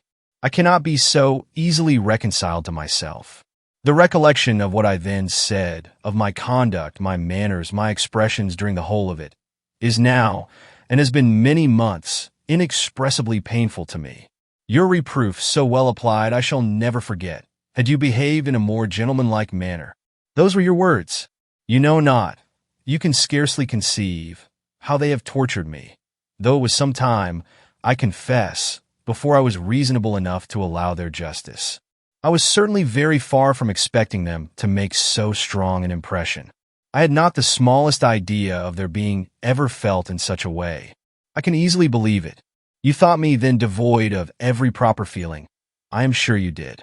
The turn of your countenance I shall never forget, as you said that I could not have addressed you in any possible way that would induce you to accept me. Oh, do not repeat what I then said. These recollections will not do at all. I assure you that I have long been most heartily ashamed of it." Darcy mentioned his letter. "Did it," said he, "did it soon make you think better of me? Did you, on reading it, give any credit to its contents?" She explained what its effect on her had been, and how gradually all her former prejudices had been removed. "I knew," said he, "that what I wrote must give you pain, but it was necessary. I hope you have destroyed the letter. There was one part especially, the opening of it, which I should dread your having the power of reading again. I can remember some expressions which might justly make you hate me. The letter shall certainly be burnt, if you believe it essential to the preservation of my regard. But, though we have both reason to think my opinions not entirely unalterable, they are not, I hope, quite so easily changed as that implies. When I wrote that letter," replied Darcy, "I believed myself perfectly calm and cool, but I am since convinced that it was written in a dreadful bitterness of spirit. The letter, perhaps, began in bitterness, but it did not end so. The adieu is charity itself. But think no more of the letter. The feelings of the person who wrote and the person who received it are now so widely different from what they were then, that every unpleasant circumstance attending it ought to be forgotten. You must learn some of my philosophy. Think only of the past, as its remembrance gives you pleasure.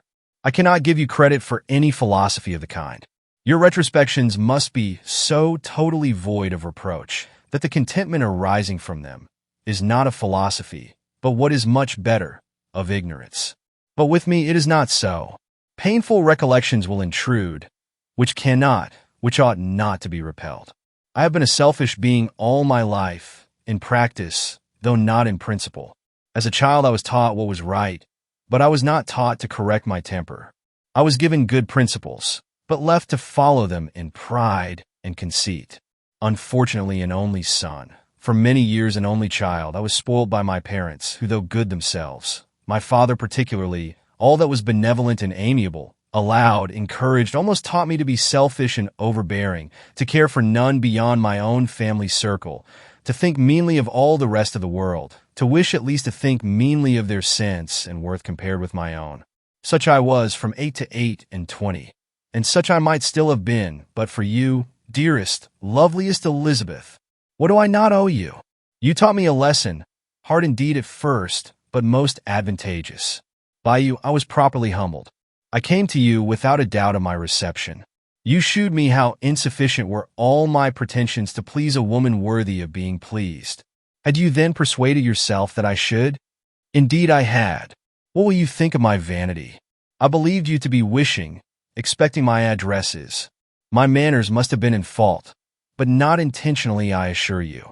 I never meant to deceive you, but my spirits might often lead me wrong. How you must have hated me after that evening. Hate you?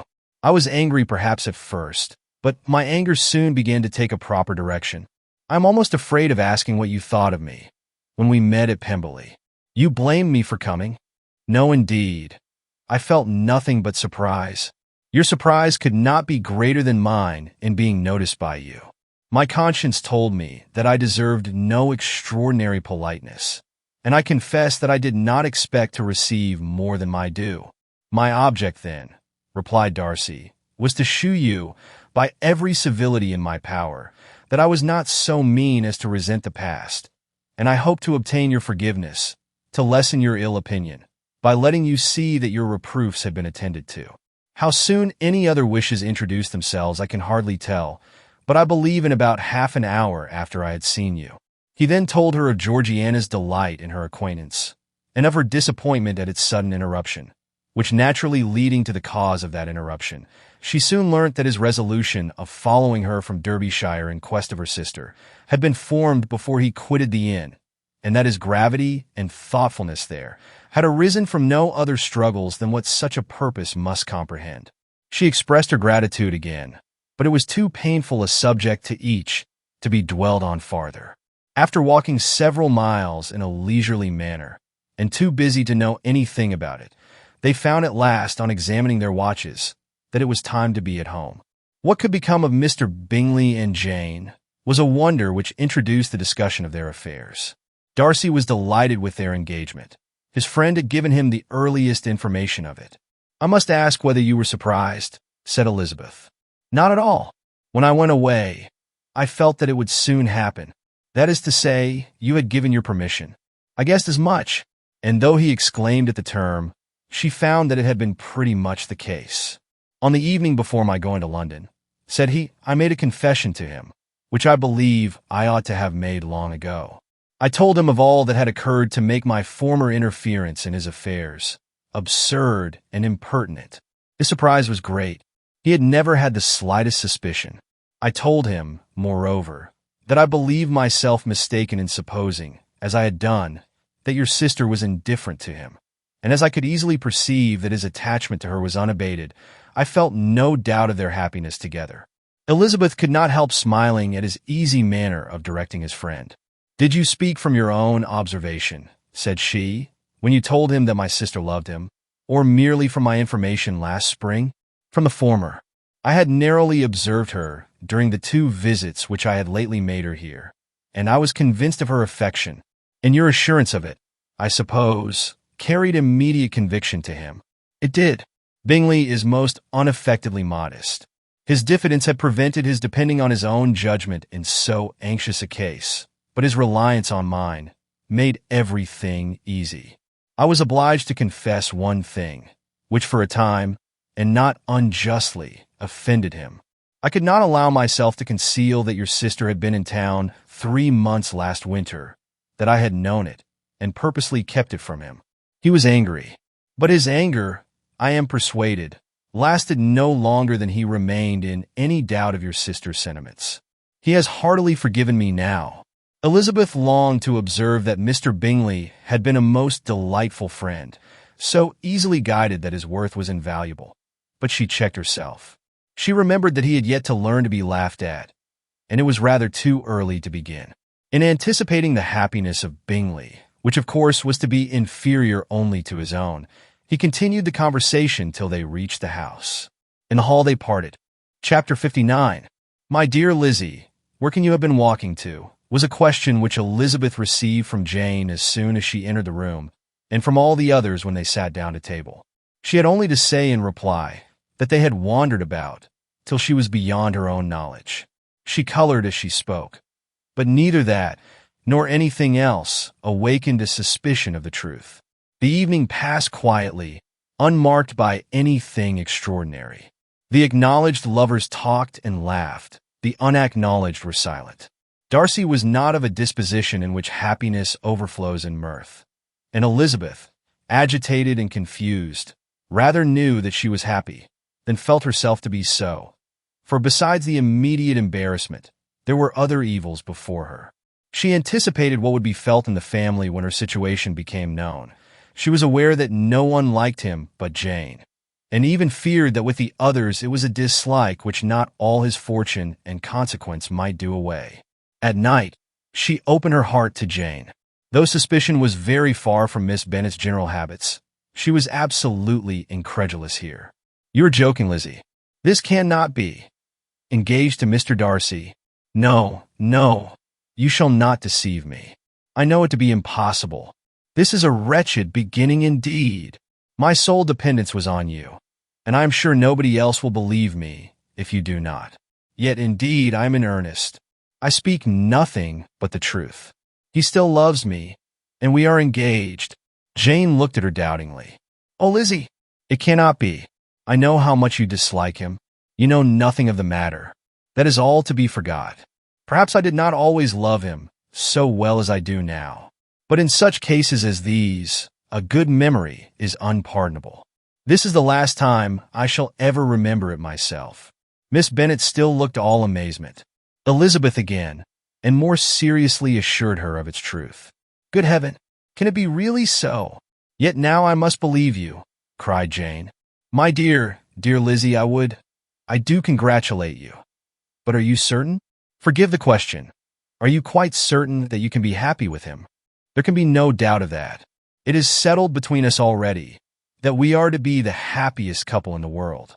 But are you pleased, Jane? Shall you like to have such a brother? Very, very much. Nothing could give either Bingley or myself more delight. But we considered it, we talked of it as impossible. And do you really love him quite well enough? Oh, Lizzie, do anything rather than marry without affection. Are you quite sure that you feel what you ought to do? Oh, yes. You will only think I feel more than I ought to do when I tell you all. What do you mean? Why, I must confess that I love him better than I do Bingley. I am afraid you will be angry. My dearest sister, now be serious. I want to talk very seriously. Let me know everything that I am to know, without delay. Will you tell me how long you have loved him? It has been coming on so gradually that I hardly know when it began. But I believe I must date it from my first seeing his beautiful grounds at Pemberley. Another entreaty that she would be serious, however, produced the desired effect, and she soon satisfied Jane by her solemn assurances of attachment. When convinced on that article, Miss Bennet had nothing farther to wish. Now I am quite happy, said she, for you will be as happy as myself. I always had a value for him. Were it for nothing but his love of you, I must always have esteemed him. But now, as Bingley's friend and your husband, there can be only Bingley and yourself more dear to me. But Lizzie, you have been very sly, very reserved with me. How little did you tell me of what passed at Pemberley and Lambton? I owe all that I know of it to another, not to you. Elizabeth told her the motives of her secrecy. She had been unwilling to mention Bingley, and the unsettled state of her own feelings had made her equally avoid the name of his friend. But now she would no longer conceal from her his share in Lydia's marriage. All was acknowledged, and half the night spent in conversation. Good gracious, cried Mrs. Bennet, as she stood at a window the next morning. "If that disagreeable Mr. Darcy is not coming here again with our dear Bingley. What can he mean by being so tiresome as to be always coming here? I had no notion but he would go a-shooting or something or other and not disturb us with his company. What shall we do with him? Lizzie, you must walk out with him again, that he may not be in Bingley's way." Elizabeth could hardly help laughing at so convenient a proposal, yet was really vexed that her mother should be always giving him such an epithet. As soon as they entered, Bingley looked at her so expressively, and shook hands with such warmth, as left no doubt of his good information, and he soon afterward said aloud, "Mr. Bennet, have you no more lanes hereabouts in which Lizzie may lose her way again today?" "I advise Mr. Darcy and Lizzie and Kitty," said Mrs. Bennet, "to walk to Oakham Mount this morning. It is a nice long walk, and Mr. Darcy has never seen the view." "It may do very well for the others," replied Mr. Bingley, "but I am sure it will be too much for Kitty." "Want it, Kitty?" Kitty owned that she had rather stay at home. Darcy professed a great curiosity to see the view from the mount, and Elizabeth silently consented. As she went upstairs to get ready, Mrs. Bennet followed her, saying, "I am quite sorry, Lizzie, that you should be forced to have that disagreeable man all to yourself. But I hope you will not mind it. It is all for Jane's sake, you know, and there is no occasion for talking to him, except just now and then. So, do not put yourself to inconvenience." During their walk, it was resolved that Mr. Bennet's consent should be asked in the course of the evening. Elizabeth reserved to herself the application for her mother's. She could not determine how her mother would take it, sometimes doubting whether all his wealth and grandeur would be enough to overcome her abhorrence of the man. But whether she were violently set against the match, or violently delighted with it, it was certain that her manner would be equally ill-adapted to do credit to her sense, and she could no more bear that Mr. Darcy should hear the first raptures of her joy than the first vehemence of her disapprobation. In the evening, soon after Mr. Bennet withdrew to the library, she saw Mr. Darcy rise also and follow him, and her agitation on seeing it was extreme. She did not fear her father's opposition, but he was going to be made unhappy, and that it should be through her means that she, his favorite child, should be distressing him by her choice, should be filling him with fears and regrets in disposing of her, was a wretched reflection, and she sat in misery till Mr. Darcy appeared again. When looking at him, she was a little relieved by his smile. In a few minutes he approached the table where she was sitting with Kitty, and while pretending to admire her work, said in a whisper, "Go to your father. He wants you in the library." She was gone directly. Her father was walking about the room, looking grave and anxious. "Lizzie," said he, "what are you doing? Are you out of your senses, to be accepting this man? Had not you always hated him?" How earnestly did she then wish that her former opinions had been more reasonable, her expressions more moderate. It would have spared her from explanations and professions which it was exceedingly awkward to give, but they were now necessary, and she assured him with some confusion of her attachment to Mr. Darcy. "Or in other words, you are determined to have him. He is rich, to be sure, and you may have more fine clothes and fine carriages than Jane. But will they make you happy?"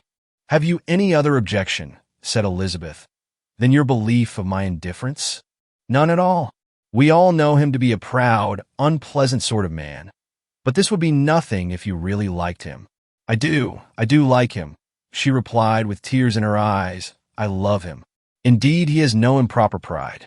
He is perfectly amiable. You do not know what he really is.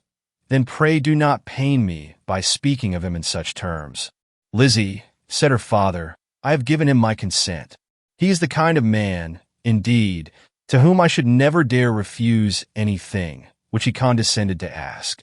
I now give it to you if you are resolved on having him. But let me advise you to think better of it. I know your disposition, Lizzie. I know that you could be neither happy nor respectable unless you truly esteemed your husband, unless you looked up to him as a superior. Your lively talents would place you in the greatest danger in an unequal marriage. You could scarcely escape discredit and misery. My child, let me not have the grief of seeing you unable to respect your partner in life. You know not what you are about."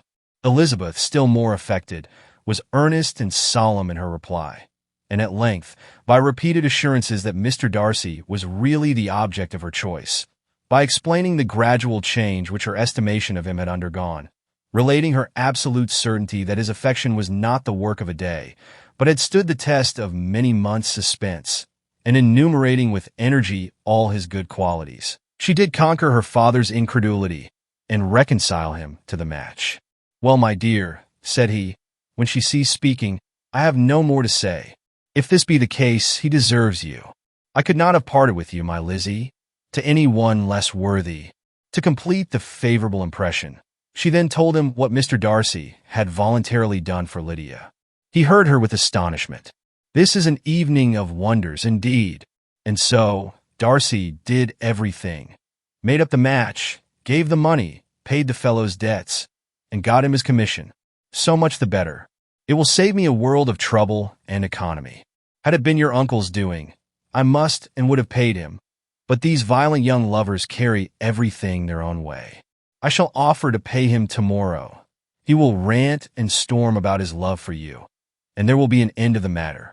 He then recollected her embarrassment a few days before, on his reading Mr. Collins's letter, and after laughing at her some time, allowed her at last to go, saying, as she quitted the room, "If any young men come for Mary or Kitty, send them in, for I am quite at leisure." Elizabeth's mind was now relieved from a very heavy weight, and, after half an hour's quiet reflection in her own room, she was able to join the others with tolerable composure. Everything was too recent for gaiety, but the evening passed tranquilly away. There was no longer anything material to be dreaded, and the comfort of ease and familiarity would come in time. When her mother went up to her dressing room at night, she followed her and made the important communication. Its effect was most extraordinary, for on first hearing it, Mrs. Bennet sat quite still and unable to utter a syllable. Nor was it under many, many minutes that she could comprehend what she heard, though not in general backward to credit what was for the advantage of her family, or that came in the shape of a lover to any of them. She began at length to recover, to fidget about in her chair, get up, sit down again, wonder, and bless herself. Good gracious! Lord bless me! Only think! Dear me! Mr. Darcy! Who would have thought it? And is it really true? Oh, my sweetest Lizzie! How rich and how great you will be! What pin money, what jewels, what carriages you will have! Jane's is nothing to it, nothing at all. I am so pleased, so happy, such a charming man, so handsome, so tall. Oh, my dear Lizzie, pray apologize for my having disliked him so much before. I hope you will overlook it. Dear, dear Lizzie, a house in town, everything that is charming, 3 daughters married, 10,000 a year. Oh, Lord, what will become of me? I shall go distracted. This was enough to prove that her approbation need not be doubted, and Elizabeth, rejoicing that such an effusion was heard only by herself, soon went away. But before she had been 3 minutes in her own room, her mother followed her. "My dearest child," she cried, "I can think of nothing else. 10,000 a year, and very likely more. 'Tis as good as a lord, and a special license. You must and shall be married by a special license. But my dearest love, tell me what dish Mr. Darcy is particularly fond of, that I may have it tomorrow." This was a sad omen of what her mother's behavior to the gentleman himself might be, and Elizabeth found that though in the certain possession of his warmest affection and secure of her relations' consent, there was still something to be wished for. But the morrow passed off much better than she expected, for Mrs. Bennet luckily stood in such awe of her intended son-in-law that she ventured not to speak to him, unless it was in her power to offer him any attention or mark her deference for his opinion. Elizabeth had the satisfaction of seeing her father taking pains to get acquainted with him, and Mr. Bennet soon assured her that he was rising every hour in his esteem. "I admire all my 3 sons-in-law highly," said he. "Wickham, perhaps, is my favorite, but I think I shall like your husband quite as well as Jane's." Chapter 60. Elizabeth's spirits soon rising to playfulness again, she wanted Mr. Darcy to account for his having ever fallen in love with her. "How could you begin?" said she.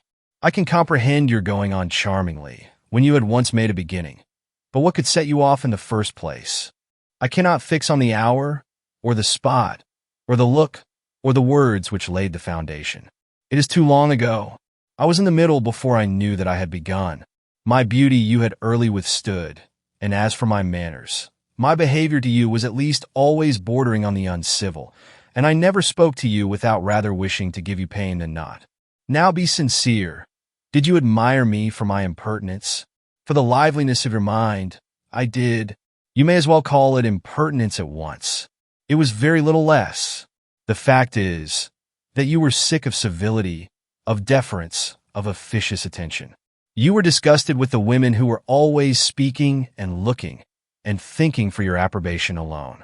I roused and interested you because I was so unlike them. Had you not been really amiable, you would have hated me for it. But in spite of the pains you took to disguise yourself, your feelings were always noble and just, and in your heart, you thoroughly despised the persons who so assiduously courted you. There, I have saved you the trouble of accounting for it, and really, all things considered, I begin to think it perfectly reasonable. To be sure, you knew no actual good of me, but nobody thinks of that when they fall in love. Was there no good in your affectionate behavior to Jane, while she was ill at Netherfields? Dearest Jane, who could have done less for her? But make a virtue of it by all means. My good qualities are under your protection, and you are to exaggerate them as much as possible. And in return, it belongs to me to find occasions for teasing and quarreling with you as often as may be. And I shall begin directly by asking you what made you so unwilling to come to the point at last. What made you so shy of me when you first called and afterwards dined here? Why, especially when you called, did you look as if you did not care about me? Because you were grave and silent and gave me no encouragement.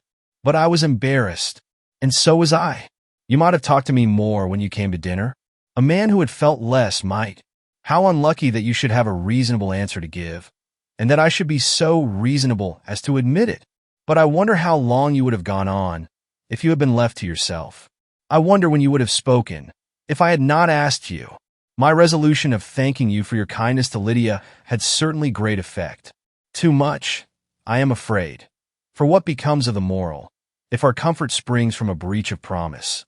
For I ought not to have mentioned the subject. This will never do. You need not distress yourself. The moral will be perfectly fair. Lady Catherine's unjustifiable endeavors to separate us were the means of removing all my doubts. I am not indebted for my present happiness to your eager desire of expressing your gratitude. I was not in a humor to wait for any opening of yours. My aunt's intelligence had given me hope, and I was determined at once to know everything. Lady Catherine has been of infinite use, which ought to make her happy, for she loves to be of use. But tell me, what did you come down to Netherfield for? Was it merely to ride to Longbourn and be embarrassed? Or had you intended any more serious consequence? My real purpose was to see you, and to judge, if I could, whether I might ever hope to make you love me. My avowed one, or what I avowed to myself, was to see whether your sister were still partial to Bingley, and if she were, to make the confession to him which I have since made. Shall you ever have courage to announce to Lady Catherine what is to befall her? I am more likely to want time than courage, Elizabeth. But it ought to be done, and if you will give me a sheet of paper, it shall be done directly. And if I had not a letter to write myself, I might sit by you and admire the evenness of your writing, as another young lady once did. But I have an aunt, too, who must not be longer neglected.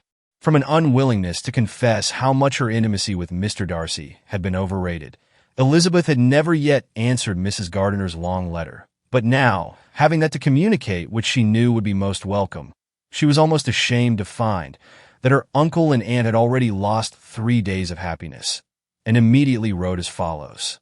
I would have thanked you before, my dear aunt, as I ought to have done, for your long, kind, satisfactory detail of particulars. But to say the truth, I was too cross to write. You suppose more than really existed. But now suppose as much as you choose. Give a loose to your fancy. Indulge your imagination in every possible flight which the subject will afford, and unless you believe me actually married, you cannot greatly err. You must write again very soon, and praise him a great deal more than you did in your last. I thank you again and again for not going to the lakes. How could I be so silly as to wish it? Your idea of the ponies is delightful. We will go round the park every day. I am the happiest creature in the world. Perhaps other people have said so before, but not one with such justice. I am happier even than Jane. She only smiles, I laugh. Mr. Darcy sends you all the love in the world that he can spare from me. You are all to come to Pemberley at Christmas. Yours, N.C. Mr. Darcy's letter to Lady Catherine was in a different style, and still different from either was what Mr. Bennet sent to Mr. Collins in reply to his last. Dear Sir, I must trouble you once more for congratulations. Elizabeth will soon be the wife of Mr. Darcy. Console Lady Catherine as well as you can. But if I were you, I would stand by the nephew. He has more to give. Yours sincerely, N.C. Miss Bingley's congratulations to her brother on his approaching marriage were all that was affectionate and insincere. She wrote even to Jane on the occasion to express her delight and repeat all her former professions of regard. Jane was not deceived, but she was affected, and though feeling no reliance on her, could not help writing her a much kinder answer than she knew was deserved. The joy which Miss Darcy expressed on receiving similar information was as sincere as her brother's in sending it. 4 sides of paper were insufficient to contain all her delight and all her earnest desire of being loved by her sister. Before any answer could arrive from Mr. Collins, or any congratulations to Elizabeth from his wife, the Longbourn family heard that the Collinses were come themselves to Lucas Lodge. The reason of this sudden removal was soon evident. Lady Catherine had been rendered so exceedingly angry by the contents of her nephew's letter that Charlotte, really rejoicing in the match, was anxious to get away till the storm was blown over. At such a moment, the arrival of her friend was a sincere pleasure to Elizabeth, though in the course of their meetings she must sometimes think the pleasure dearly bought when she saw Mr. Darcy exposed to all the parading and obsequious civility of her husband. He bore it, however, with admirable calmness.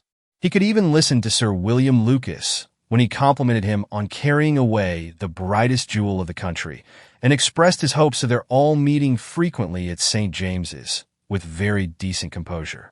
If he did shrug his shoulders, it was not till Sir William was out of sight.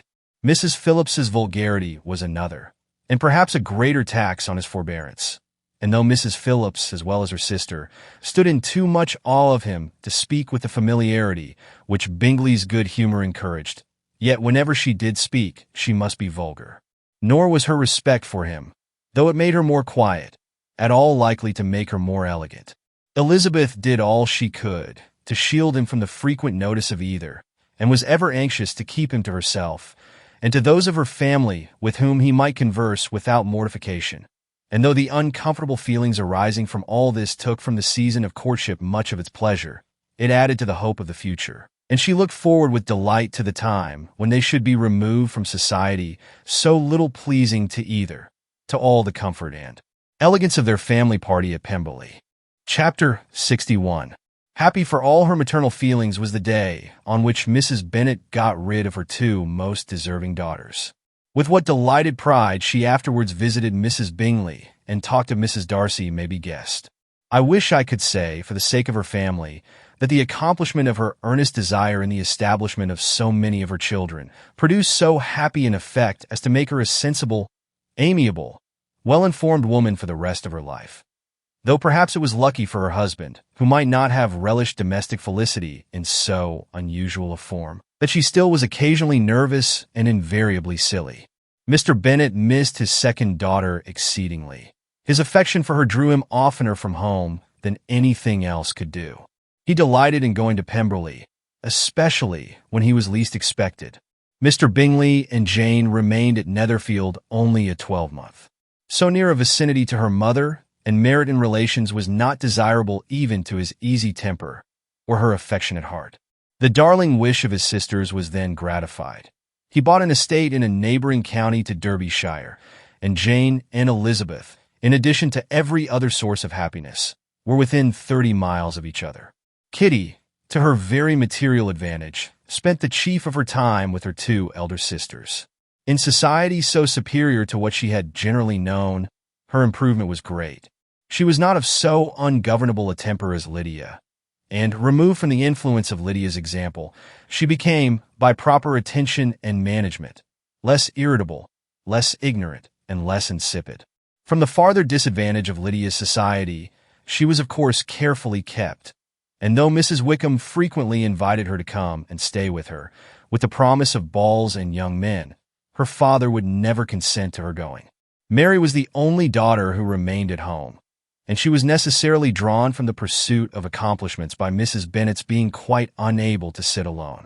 Mary was obliged to mix more with the world, but she could still moralize over every morning visit, and as she was no longer mortified by comparisons between her sister's beauty and her own, it was suspected by her father that she submitted to the change without much reluctance. As for Wickham and Lydia, their characters suffered no revolution from the marriage of her sisters. He bore with philosophy the conviction that Elizabeth must now become acquainted with whatever of his ingratitude and falsehood had before been unknown to her, and in spite of everything, was not wholly without hope that Darcy might yet be prevailed on to make his fortune. The congratulatory letter which Elizabeth received from Lydia on her marriage explained to her that, by his wife at least, if not by himself, such a hope was cherished. The letter was to this effect: "My dear Lizzie, I wish you joy. If you love Mr. Darcy half as well as I do my dear Wickham, you must be very happy. It is a great comfort to have you so rich, and when you have nothing else to do, I hope you will think of us. I am sure Wickham would like a place at court very much, and I do not think we shall have quite money enough to live upon without some help. Any place would do, of about 300 or 400 a year, but however, do not speak to Mr. Darcy about it if you had rather not. Yours, and C." As it happened that Elizabeth had much rather not, she endeavored in her answer to put an end to every entreaty and expectation of the kind. Such relief, however, as it was in her power to afford, by the practice of what might be called economy in her own private expenses, she frequently sent them. It had always been evident to her that such an income as theirs, under the direction of two persons so extravagant in their wants, and heedless of the future, must be very insufficient to their support, and whenever they changed their quarters, either Jane or herself were sure of being applied to for some little assistance towards discharging their bills. Their manner of living, even when the restoration of peace dismissed them to a home, was unsettled in the extreme. They were always moving from place to place in quest of a cheap situation, and always spending more than they ought. His affection for her soon sunk into indifference. Hers lasted a little longer, and in spite of her youth and her manners, she retained all the claims to reputation which her marriage had given her. Though Darcy could never receive him at Pemberley, yet for Elizabeth's sake, he assisted him farther in his profession. Lydia was occasionally a visitor there, when her husband was gone to enjoy himself in London or Bath, and with the Bingleys they both of them frequently stayed so long that even Bingley's good humor was overcome, and he proceeded so far as to talk of giving them a hint to be gone. Miss Bingley was very deeply mortified by Darcy's marriage, but as she thought it advisable to retain the right of visiting at Pemberley, she dropped all her resentment, was fonder than ever of Georgiana, almost as attentive to Darcy as heretofore, and paid off every arrear of civility to Elizabeth. Pemberley was now Georgiana's home, and the attachment of the sisters was exactly what Darcy had hoped to see. They were able to love each other, even as well as they intended. Georgiana had the highest opinion in the world of Elizabeth, though at first she often listened with an astonishment bordering on alarm at her lively, sportive manner of talking to her brother. He, who had always inspired in herself a respect which almost overcame her affection, she now saw the object of open pleasantry. Her mind received knowledge which had never before fallen in her way. By Elizabeth's instructions she began to comprehend that a woman may take liberties with her husband, which a brother will not always allow in a sister more than 10 years younger than himself. Lady Catherine was extremely indignant on the marriage of her nephew, and as she gave way to all the genuine frankness of her character, in her reply to the letter which announced its arrangement, she sent him language so very abusive, especially of Elizabeth, that for some time all intercourse was at an end. But at length, by Elizabeth's persuasion, he was prevailed on to overlook the offense and seek a reconciliation, and after a little farther resistance on the part of his aunt, her resentment gave way, either to her affection for him, or her curiosity to see how his wife conducted herself, and she condescended to wait on them at Pemberley, in spite of that pollution which its woods had received, not merely from the presence of such a mistress, but the visits of her uncle and aunt from the city. With the Gardiners, they were always on the most intimate terms. Darcy, as well as Elizabeth, really loved them, and they were both ever sensible of the warmest gratitude towards the persons who, by bringing her into Derbyshire, had been the means of uniting them.